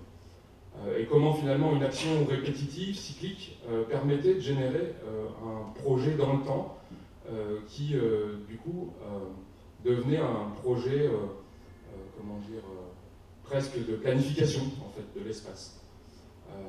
Voilà, ça c'est aussi une image de mon diplôme. En fait, j'ai continué parce que non seulement je trouvais ça chouette l'école, en tout cas j'ai rencontré pas mal de potes là-bas, et en fait j'ai continué sur un terrain familial de 2007 à 2016 à faire ce que j'avais appelé à l'époque des chantiers projets. Parce que je ne savais pas vraiment comment l'appeler. On verra après, j'ai découvert un peu en faisant justement ce que dans le champ scientifique on peut appeler de l'urbanisme temporaire. On verra ça après. Mais voilà, l'idée c'était de continuer à rencontrer des gens et à se faire rencontrer d'autres personnes voilà, autour d'ici d'un plat de pâtes et sur un terrain qui n'était pas le mien en particulier, plutôt celui du coup de ma mère, mais voilà, qui me laissait champ libre, tu as un espace et tu te débrouilles. Et donc je suis rentré en fait dans cette espèce d'expérimentation du terrain et de l'espace, et en construisant dans cet espace, et donc en essayant du coup de s'approprier l'espace, de s'inscrire dans l'espace à différentes temporalités. Souvent on s'inscrivait plutôt avant la reprise végétative ou juste avant l'hibernation. Et du coup, ce qui moi était important à un moment donné, c'était aussi se faire rencontrer et différentes compétences, différents échanges de partage en fait, et vraiment un partage de compétences et de savoir-faire. Après, ça rame un peu. Au final, je me suis inscrit déjà dans une espèce finalement de respect de la nature et en faisant avec. Et c'est ce qu'on disait juste avant aussi, hein, la question du refuge, des zones de laisser-faire, la nature comme étant matière à projet, mais aussi faire avec et le déjà là. C'est-à-dire que la petite cabane, et donc voilà mon fils qui est juste en dessous, cette petite cabane, elle a été inscrite à un moment donné, on s'est positionné, on s'est posé la question de savoir où est-ce qu'on allait la mettre, et finalement c'était le meilleur endroit qui du coup était en meilleur lien avec ce qui se passait autour. Toujours dans une logique d'aménagement. Alors, en 2013, je suis arrivé à la fac d'architecture et d'urbanisme à Mons. Et donc je donne deux cours, un cours en troisième année d'archi, qui est histoire et théorie du paysage, donc qui est plutôt vraiment axé théorie, où là j'ai presque une centaine d'étudiants qui sont devant moi à être finalement relativement passifs. Et de l'autre, en cinquième année, un cours qui s'appelle complément d'analyse et lecture du paysage. J'ai finalement proposé aux étudiants, dans cette case-là, d'essayer de pratiquer, de faire un peu des choses, finalement d'essayer de transmettre une espèce de passion que moi j'ai dans la manipulation de la matière, à la fois la matière vivante et à la fois la matière d'une manière générale. Donc vous aurez bien compris que je suis à la fois dans l'atelier, mais à la fois sur le terrain. Et la question du terrain, elle me plaît beaucoup. C'est pas simplement que le suivi de chantier, mais c'est aussi faire sur le terrain, et on verra après. En 2015, il y a eu la capitale européenne de la culture à Mons. Et des étudiants se sont lancés en fait dans ce qu'ils ont appelé l'instant œuvre architecturale, dans la création en fait de cette œuvre éphémère qui est restée là 2 mois. Et en fait, j'en ai saisi l'occasion pour monter le projet Jardin d'Expérience qui en fait maturait depuis une dizaine d'années dans ma tête. Et du coup, j'ai monté le projet pédagogique sous forme de chantier qui s'appelle Jardin d'Expérience. Alors, Jardin d'Expérience, aujourd'hui, on a un peu réduit pour l'appeler GEX, parce que Jardin d'Expérience, c'était un tout petit peu trop long. Mais l'idée, en fait, c'était de pouvoir faire une espèce de diminutif. J'explore, j'expérimente, j'exprime, j'expose, j'expulse, et au final, former une équipe de GEXperts. Aujourd'hui, le Jardin d'Expérience, on a fait à peu près 18 ateliers. On s'est approprié 2 hectares sur 4 sites différents, un espace public, un espace privé, un espace pour déficients mentaux et un espace scolaire. On a fait aussi un colloque, comme je vous disais. Pour moi, la question de l'action et ensuite la réflexion est importante. Donc on a d'abord agi dans le cadre d'un workshop. Donc le Jardin d'Expérience, c'est vraiment ça, c'est un workshop. Et puis ensuite, on a réfléchi sur qu'est-ce que les actions qu'on avait réalisées permettaient en fait de penser un peu plus loin, et notamment sur le renouvellement en fait de la pratique des architectes, urbanistes et paysagistes. Ça, c'était le premier thème, le thème du premier colloque. Depuis, en fait, on s'est regroupé dans un réseau qui s'appelle PAPA, qui est Pédagogie par l'action au paysage en architecture. C'est un réseau interuniversitaire qui est vraiment tout jeune. On n'a pas encore monté de colloque ou monté d'action. On espère pouvoir le faire prochainement. Mais voilà, ça c'est un peu la continuité finalement de ce que je porte ou de ce que j'essaye de porter, simplement en faisant.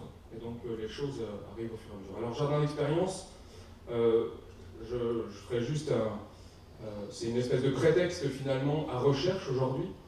Je m'appuie là-dessus dans le cadre de ma recherche pour essayer du coup en tout cas dans l'édition 2018, pour essayer d'essayer de questionner quels sont les moteurs de l'action dans les espaces publics, et notamment plutôt dans les questions du périurbain. Et ça, je reviendrai dessus après. Pourquoi ? Parce que la question de l'urbanisme tactique ou l'urbanisme temporaire en contexte urbain et métropolitain est aujourd'hui fortement institutionnalisé, donc très détourné de son usage initial, alors que, parce qu'il y a une pression foncière particulière, alors qu'en contexte périurbain, voire rural, le moteur de l'action n'est pas du tout le même. Je reviens juste sur le process du Jardin d'Expérience.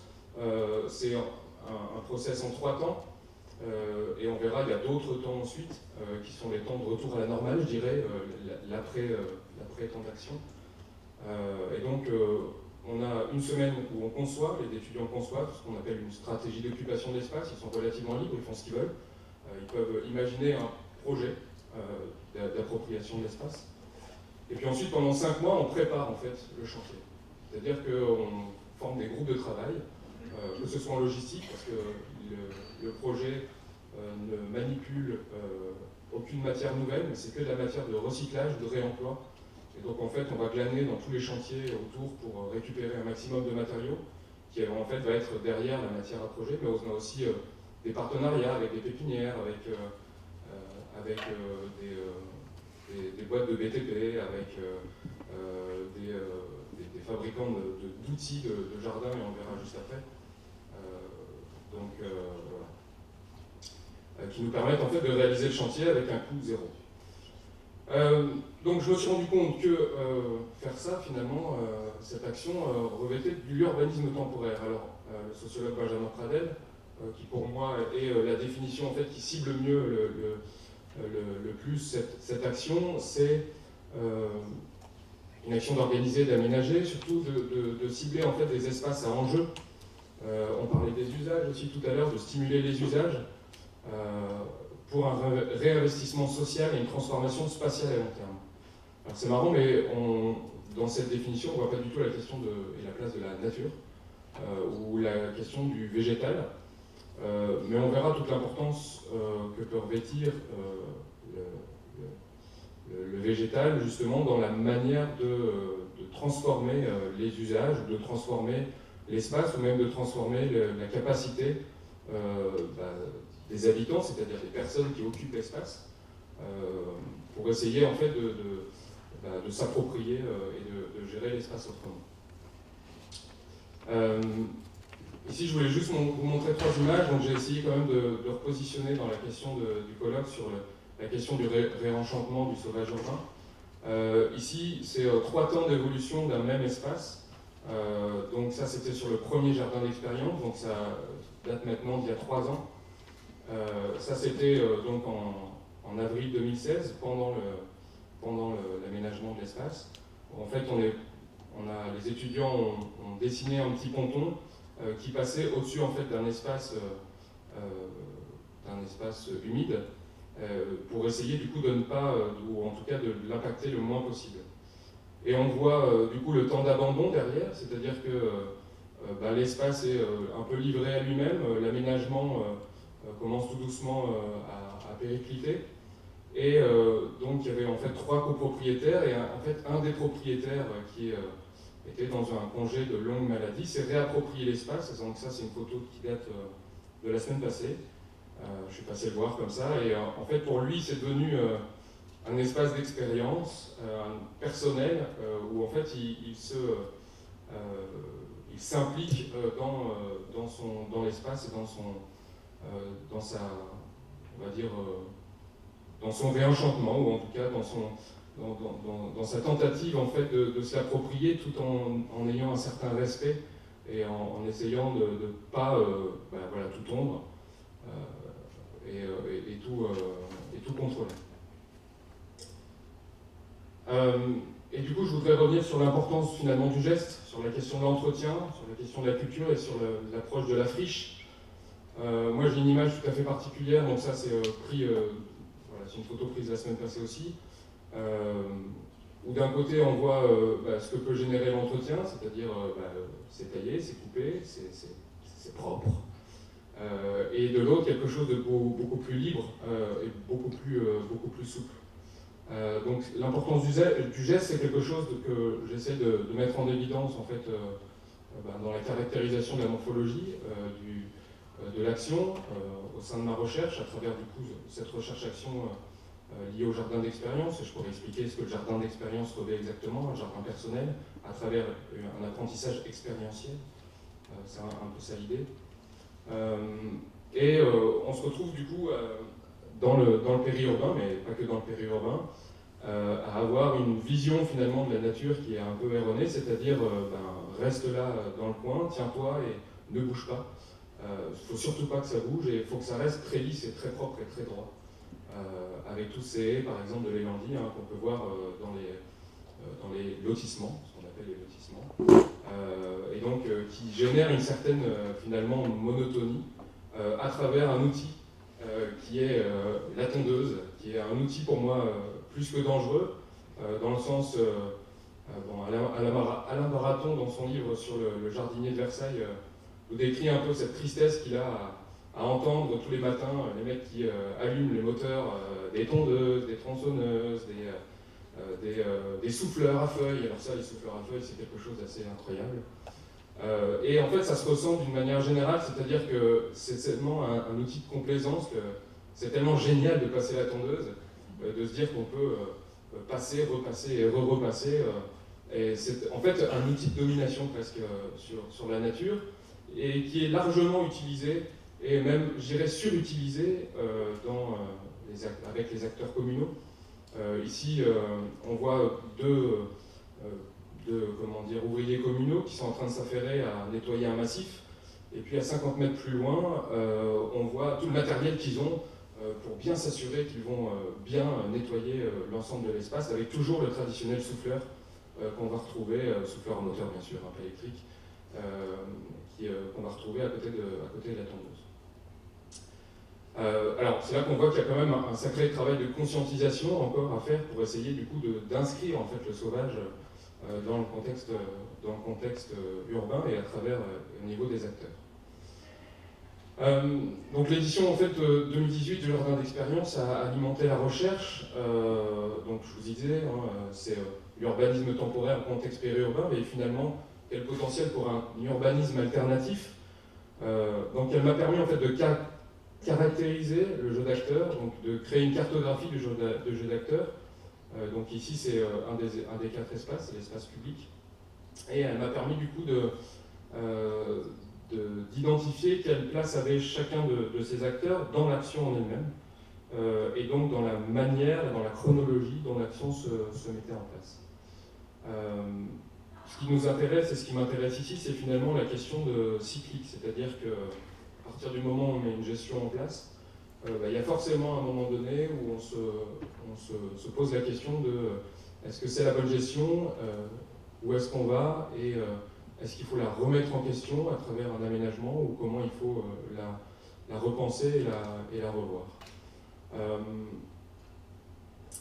Ici, le terrain, donc, qui est le cas d'étude, est un terrain qui est ni là ni pas là, c'est-à-dire qu'on est vraiment dans un entre-deux. Il y a des nouveaux logements qui ont été construits dans une ancienne cité,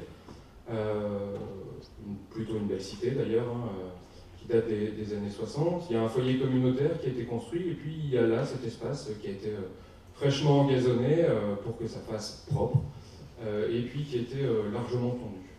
La première chose que nous, on a imaginé dans le cadre du jardin d'expérience, c'est de créer un point de signal pour dire, voilà, on va s'installer dans l'espace. Et en fait, rien que le fait de s'installer dans l'espace, alors ça a déjà généré finalement un habitat, puisqu'il y a une petite grenouille qui est venue s'installer juste en dessous de l'habitat, au moment où finalement on a dû démonter ce totem, qu'on a appelé le totem de la discorde, puisque le bailleur qui est propriétaire, donc c'est un espace privé d'usage public, ça aussi c'est une subtilité, et donc un espace où le bailleur nous a demandé d'enlever, pour des raisons de sécurité, ce totem. On ne sait jamais, il y a des enfants qui peuvent monter dedans et peut-être effectivement qui peuvent tomber. On pourrait faire tout un chapitre sur l'aspect sécuritaire des espaces.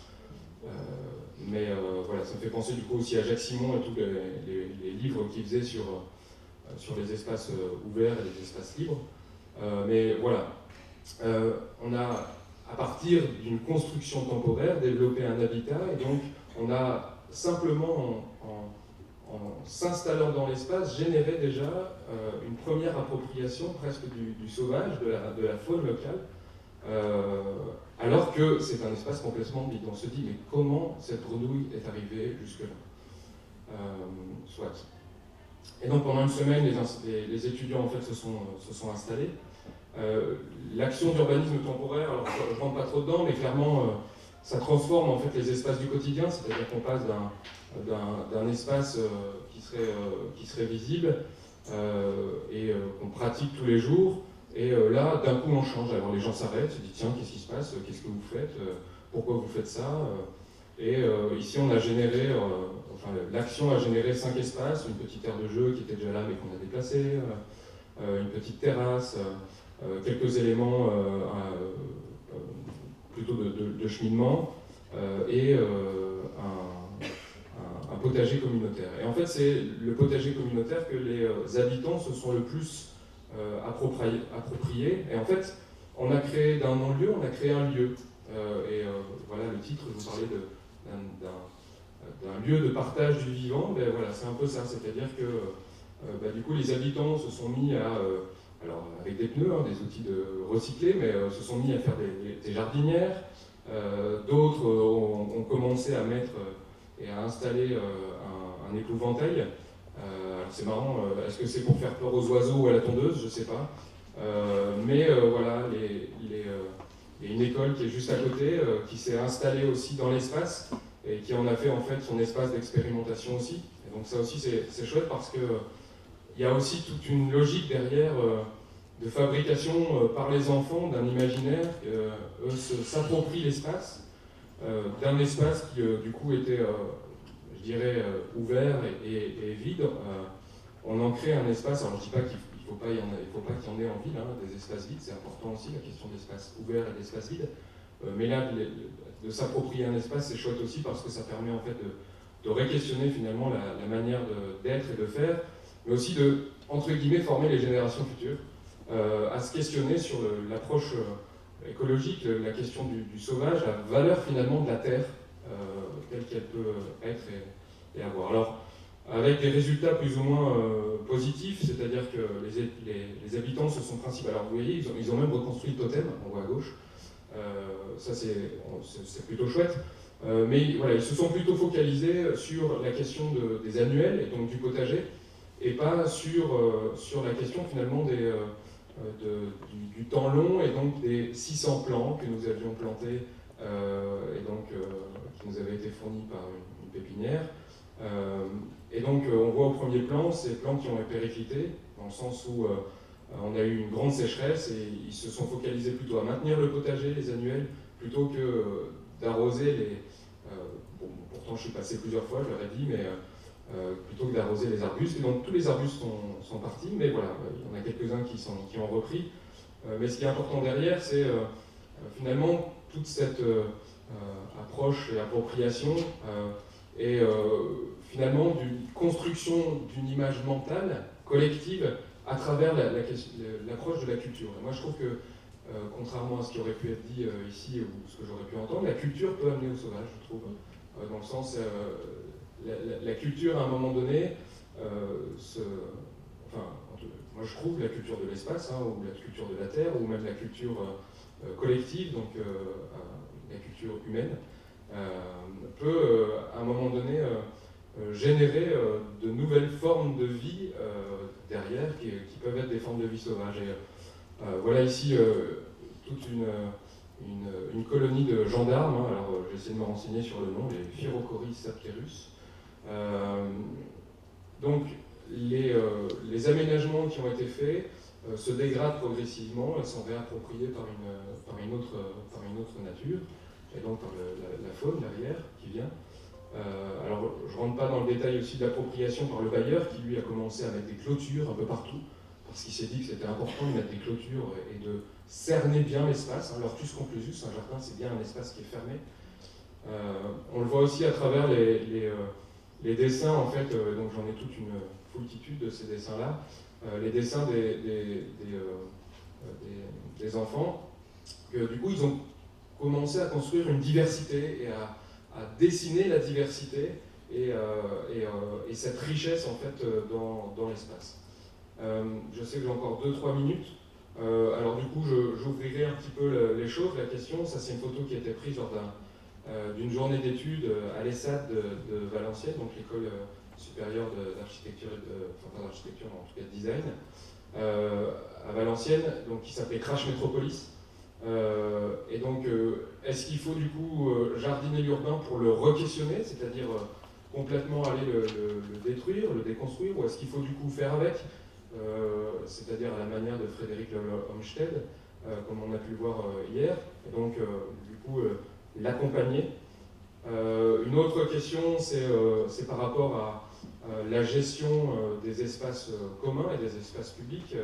Ici, c'est une photo qui est prise à Bruxelles et où on voit en fait qu'il y a déjà une première prise de conscience, et ce serait bien pas trop tôt qu'on puisse prendre en compte la question de la gestion différenciée d'espace avec les fauches tardives, de se dire qu'on n'est pas obligé de tondre toutes les semaines, mais qu'on peut aussi laisser des espaces sauvages, ou en tout cas laisser les plantes se développer en ville. Et je terminerai par ces deux petites diapos. Moi je suis fan de Lewis Trondheim, vous connaissez peut-être la série Lapino. Le premier c'était Lapino et les carottes de Patagonie, et le deuxième c'est les nouvelles aventures de Lapino et les herbes folles. Et je me dis voilà, aujourd'hui ce qu'on voit dans le sauvage urbain c'est peut-être ça, et j'espère du coup ce que ça pourrait devenir demain. Voilà, je vous remercie.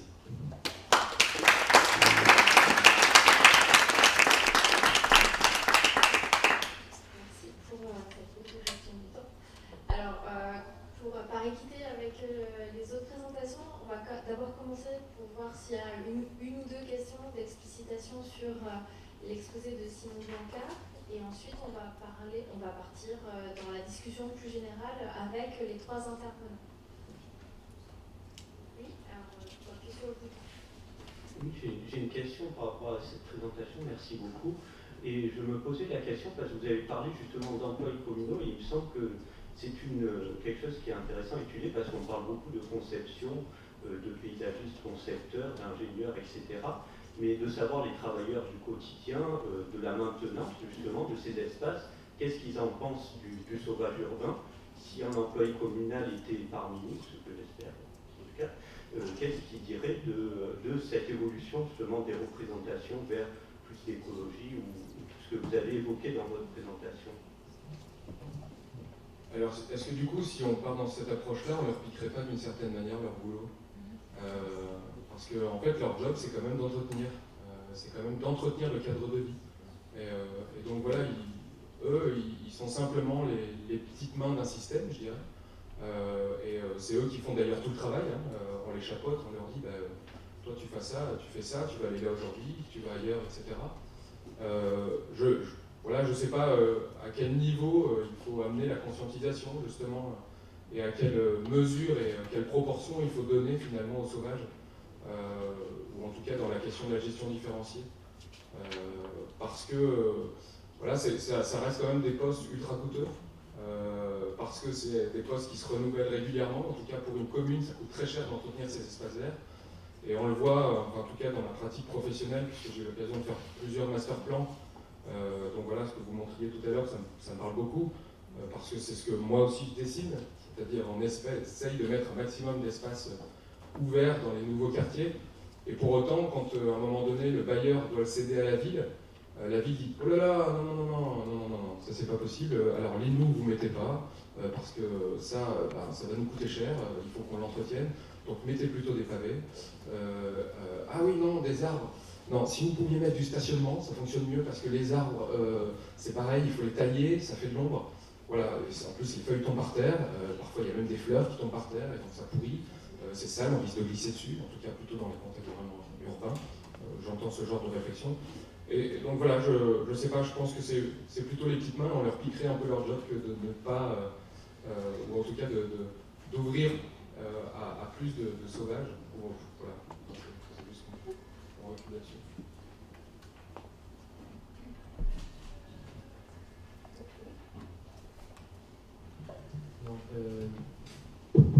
Bonjour, donc une question à Sylvain Rode sur cette présentation effectivement très intéressante sur ces paysagistes. Donc la question que je me posais, ou peut-être j'ai manqué la minute où ça a été évoqué, c'est est-ce que ça ne dépend pas aussi des projets? Est-ce que par exemple sur des zones d'entreprise, on attendrait moins des paysagistes que sur des zones d'habitat et de loisirs en ville? Ou inversement, est-ce que sur de la construction, j'ai noté la question parce que ça fait quelques minutes depuis, est-ce que sur des zones de sièges d'entreprise haut de gamme, par exemple, au contraire, on n'a pas le luxe, comme si l'espace vert était un luxe, alors que sur des zones d'habitat relativement plus populaires, eh bien, on va chercher à optimiser, à rentabiliser. Et deuxième question, en quelque sorte, que je me posais, c'est est-ce qu'il n'y a pas aussi par moment du greenwashing sur de l'urbanisme où on veut un paysagiste parce qu'il faut montrer qu'on a pensé à la question, mais en réalité on n'a pas vraiment envie qu'il y ait quelque chose d'autre que pour l'image devant et pas trop en dehors. Merci pour ces deux questions. Je commence par la deuxième. Effectivement, c'est quelque chose qui est revenu dans les propos des paysagistes qui ont répondu au questionnaire et dans ceux avec lesquels j'ai mené des entretiens. J'ai pas utilisé le terme de greenwashing, mais j'ai souligné dans l'une ou l'autre diapo, en évoquant un peu les limites qu'ils perçoivent eux-mêmes à leur action, des choses de cette nature-là. C'est-à-dire qu'ils soulignent bien que souvent, enfin encore trop souvent de leur point de vue, ils ont le sentiment que leurs interventions peuvent être instrumentalisées pour d'autres acteurs du projet, dont la préoccupation principale, effectivement, est d'afficher un décor valorisant pour leur opération immobilière, pour tirer les prix de vente à la hausse, ou sans cela, même au moins vendre plus facilement leur logement, leur bâtiment, etc. Donc, évidemment, cette dimension, elle est encore fortement présente, et elle est revenue dans les propos qui m'ont été tenus. Et puis pour la première question, c'est l'importance des contextes. Quel projet donc vous évoquiez quartier d'habitat, siège d'entreprise, etc.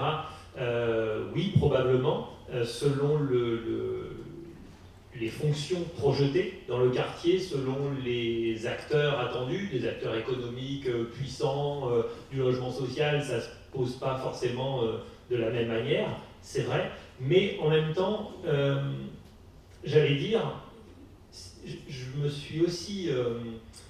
j'ai ciblé, comme je le disais en commençant, les paysagistes ordinaires ou sur des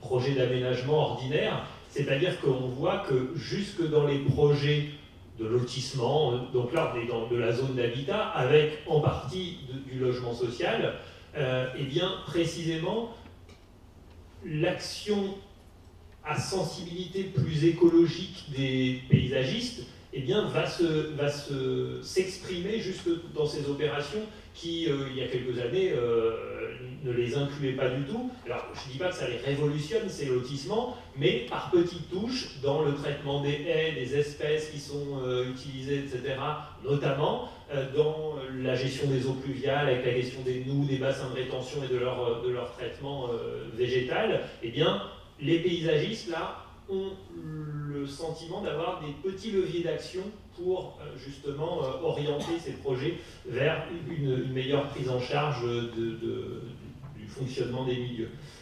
Donc, il y a ça. Et puis, le deuxième point, pour répondre à votre question, c'est peut-être aussi des contextes géographiques. C'est-à-dire que ce qui revient dans un certain nombre de propos, c'est qu'on ne peut pas proposer les mêmes projets partout en France. Des choses qui sont possibles dans l'Ouest ne sont pas possibles dans le Sud, etc. Ça, c'est revenu plusieurs fois aussi. Donc, il y avait notamment, dans un entretien, un paysagiste qui évoquait un projet, parce que du coup, je n'ai pas du tout évoqué de projet particulier, hein, je suis resté sur les analyses générales qu'il faisait, mais j'ai demandé dans le questionnaire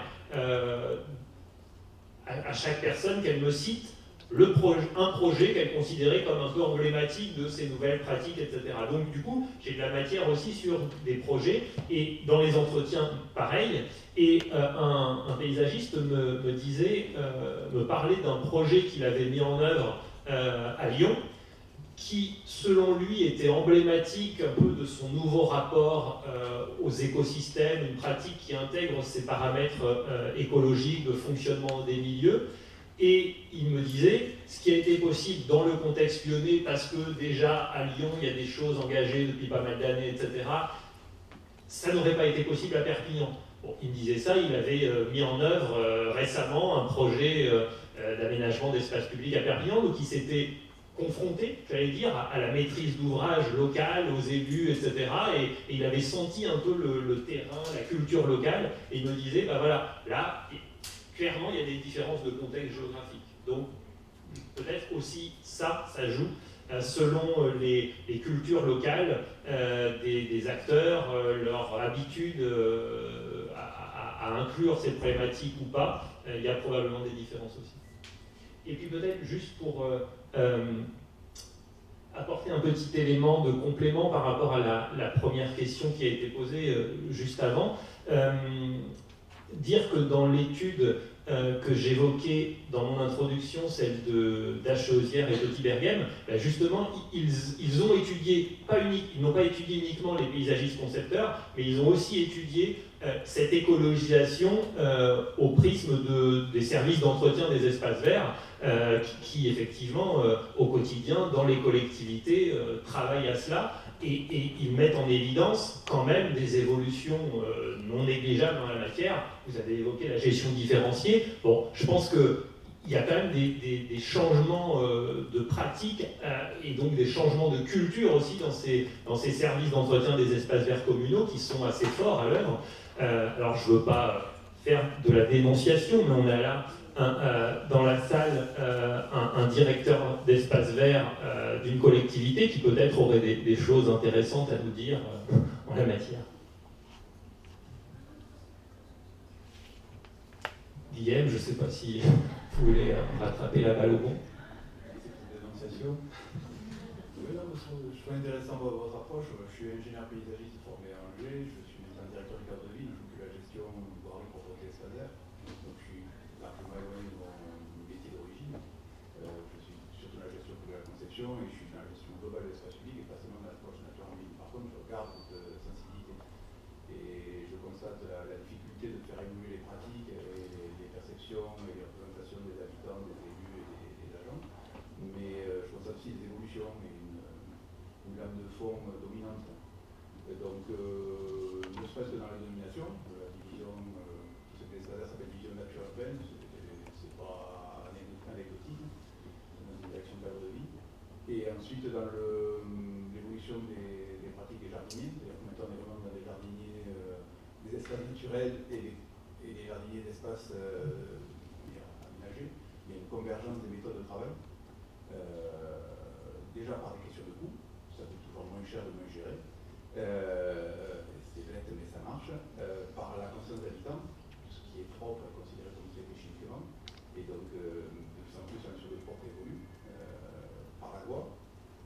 Depuis 2017 avec l'ABE, on a une direction d'utiliser les pesticides sur l'espace public, donc c'est obligatoirement un changement de méthode profonde dans le travail. Et puis ensuite, par les pas des habitants, la nature fait de moins en moins peur. Là où tout ce qui était sauvage était considéré comme un abandon faisant peur, quand il y a une approche progressive, qui n'est pas considérée comme un abandon, il y a une acceptation de la nature en ville.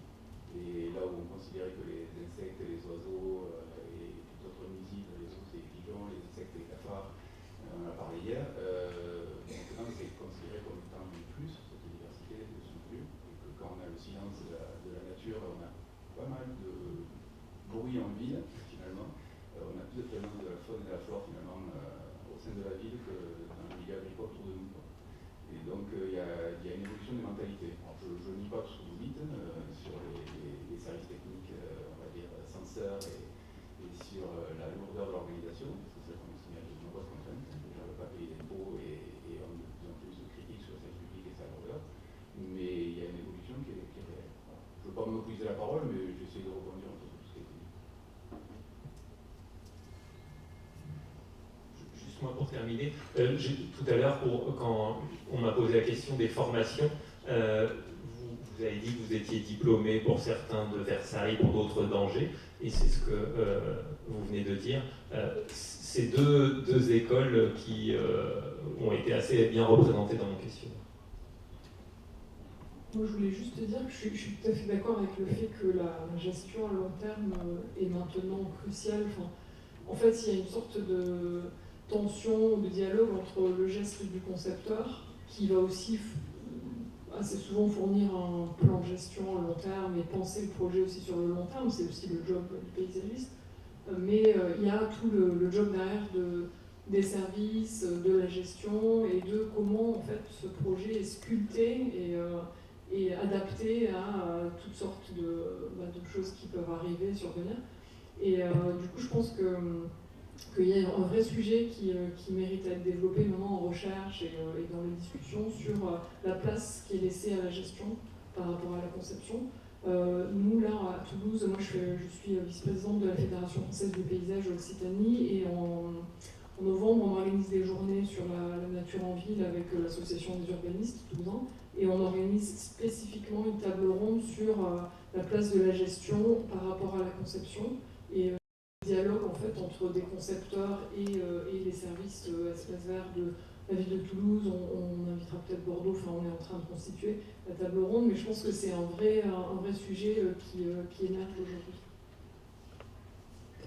Et je voudrais juste rajouter sur la question des coûts, justement, enfin en tout cas en Belgique, on le ressent pas mal. C'est-à-dire que les coûts de gestion de l'entretien des espaces publics ou des espaces verts sont aujourd'hui externalisés et donc sont confiés à des entreprises qui ne sont plus de services publics, mais qui sont des entreprises privées et donc dont l'objectif est un objectif de rentabilité, de productivité. Et à un moment donné, on se retrouve avec des espaces du coup qui sont gérés de manière très rapide, quoi, et parfois pas forcément dans le bon goût, dans la bonne continuité alors je je sais pas, voilà, si c'est comme ça aussi en France, si on externalise ou pas des entreprises privées dans le cadre de marché cadre ou de choses comme ça. C'était juste pour refermer la parenthèse sur la gestion. Une question là-haut? Oui, Anaïs Léger-Smith, sur la fin de votre intervention, sur les termes que vous employez de post-démocratique, post-critique, et sur l'idée qu'il fallait peut-être réinsuffler du politique, donc à la fois peut-être de revenir sur ces termes, si vous voulez bien, et de dire comment on peut réinsuffler du politique dans les cadres que vous décrivez. Alors là, je fais un peu référence à un mouvement en recherche émergent en paysage. Alors par exemple à l'école de Versailles, justement, toute une partie de recherche sur les communs paysagers. Moi, je fais partie d'un réseau en construction sur la critique en paysage avec des chercheuses de l'école de paysage de Malmö en Suède. Et donc, on a toute une discussion autour de la critique et de l'éco-critique, de l'écologie comme perception scientifique du territoire, comme approche scientifiste et comme approche un peu trop techno-managériale qui évacuerait finalement le débat politique en fait, de l'espace public. Donc ces termes-là, en fait, ils réfèrent à ça, ils réfèrent au fait que à travers ces grilles écoquartiers, à travers ces objectifs environnementalistes, etc., on évacue un débat politique qui est pourtant nécessaire et donc qui revient maintenant en force sur la scène de la recherche et qui est remis au débat. Donc c'est plus une émergence et un début pour moi, en tout cas, de direction de recherche. Si je peux aller juste dans ce sens, je trouve qu'au niveau de mon expérience et de la sensibilité qu'on peut avoir quand on traverse ces quartiers, on a l'impression d'être dans des lieux neutres complètement. Et je ne sais pas si ça peut être lié au fait que le politique a été évacué, mais en tout cas... Je pense que ça change, en tout cas dans cet écoquartier là que je suis en train de suivre à Toulouse, j'ai quand même découvert que la vie s'installe et qu'on a vraiment des groupements d'habitants qui essaient de faire bouger les choses, qu'il y a un vrai débat qui s'installe avec l'équilibre entre le logement social, avec les habitants de la suburbia alentour, avec le positionnement par rapport à la métropole. Donc je pense que le politique s'invite maintenant aussi dans les écoquartiers de plus en plus et dans le débat, et que ça émerge et que ça change. Enfin, je l'espère en tout cas. Je propose de prendre une dernière question. J'avais vu une main qui se levait. Oui, et après on devra attendre la scène. On pourra continuer autour de la pause de café.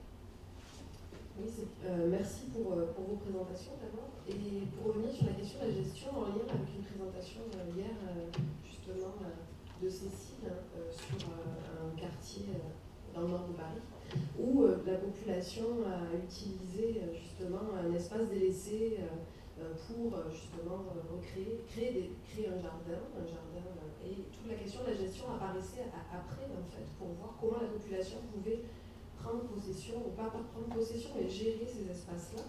Et justement, par rapport à la question des écoquartiers notamment, mais aussi par rapport à la question de l'urbanisme temporaire, l'urbanisme tactique, est-ce qu'on n'est pas justement dans une nouvelle façon de penser la gestion, justement qui vient davantage du citoyen et qui amènerait justement une meilleure prise en compte de la nature un peu plus sauvage, en fait, dans la ville?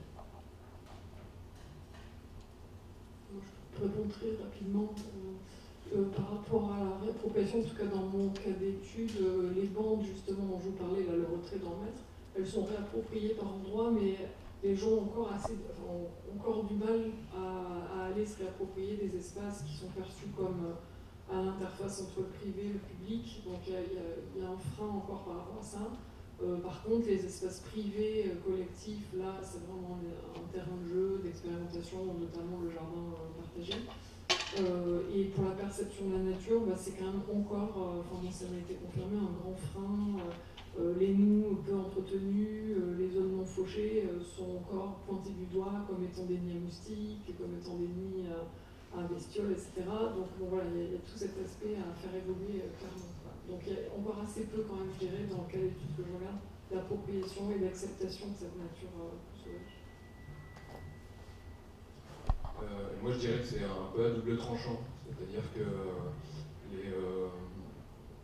le mouvement citoyen, il doit être porté par quelqu'un, c'est-à-dire qu'il n'est pas global, et bien souvent il est à la marge, et porté par des associations ou des personnes qui ont envie de se mobiliser pour essayer de faire bouger les choses, ou de changer les choses, ou en tout cas d'agir pour faire les choses. Et si ces personnes ne sont pas là, en fait, il ne se passe rien. Donc j'ai l'impression que c'est beaucoup moins régulier, le rythme n'est pas du tout le même. Et puis on sait aussi que sur la question de la liberté, à partir du moment où on laisse un espace libre être approprié par des personnes, il y a ceux qui sont en face et qui se disent mais qu'est-ce qu'ils font, pourquoi ils font ça là, il y a des non-dits qui se passent derrière, et pourquoi ils gèrent l'espace, moi je ne voyais pas ça comme ça, et donc l'appropriation n'est pas évidente pour essayer du coup de concentrer, de ramener tout le monde autour d'un projet un peu commun. Il y a une énergie incroyable qui est dépensée aussi pour essayer en fait de maintenir ne serait-ce que ça, cette énergie-là, pour justement gérer les espaces communs. Donc, et voilà, une fois que vraiment ces personnes sont parties, qu'est-ce qui se passe? Quelle est la continuité? Bien souvent, on repart dans autre chose et puis on recommence à zéro. Enfin, voilà, c'est vraiment pas évident, même si d'une certaine manière, on en rêve, quoi, que cette approche un peu bottom-up, elle continue en fait, et elle émerge de plus en plus. On le médiatise beaucoup, mais je ne suis pas sûr que dans la réalité, ça soit vraiment sous cette forme-là. Juste un rapide complément. Je voudrais, en complément aussi par rapport à ce que j'ai présenté hier, donc sur ce territoire qui est donc géré indirectement par des personnes, ce que je voulais dire, c'est que la proposition disant que les jardiniers pouvaient devenir des gestionnaires de l'espace public à venir venait justement du paysagiste coordinateur qui a proposé un plan pour le quartier, pour l'espace vert en question. Pour dire que cette idée aussi, on va dire, nouvelle, que ce sont des habitants qui peuvent prendre place dans cette gestion à venir, vient effectivement aussi de cette compétence professionnelle, la capacité aussi des paysagistes à prendre en compte non seulement le vivant, mais aussi les personnes comme étant aussi du vivant, c'est-à-dire l'habitant, et donc ce rapport aussi démocratique qui est profondément aussi ancré dans cette culture professionnelle. Voilà. Je vous remercie. Le temps de la session est expiré, mais je tiens à remercier nos trois intervenants pour la qualité de leur présentation, la qualité des réponses aussi, enfin des questions et des réponses. Et je crois que nous devons nous diriger vers la cafétéria pour prendre le café et laisser la place au prochain panel. Merci à tous.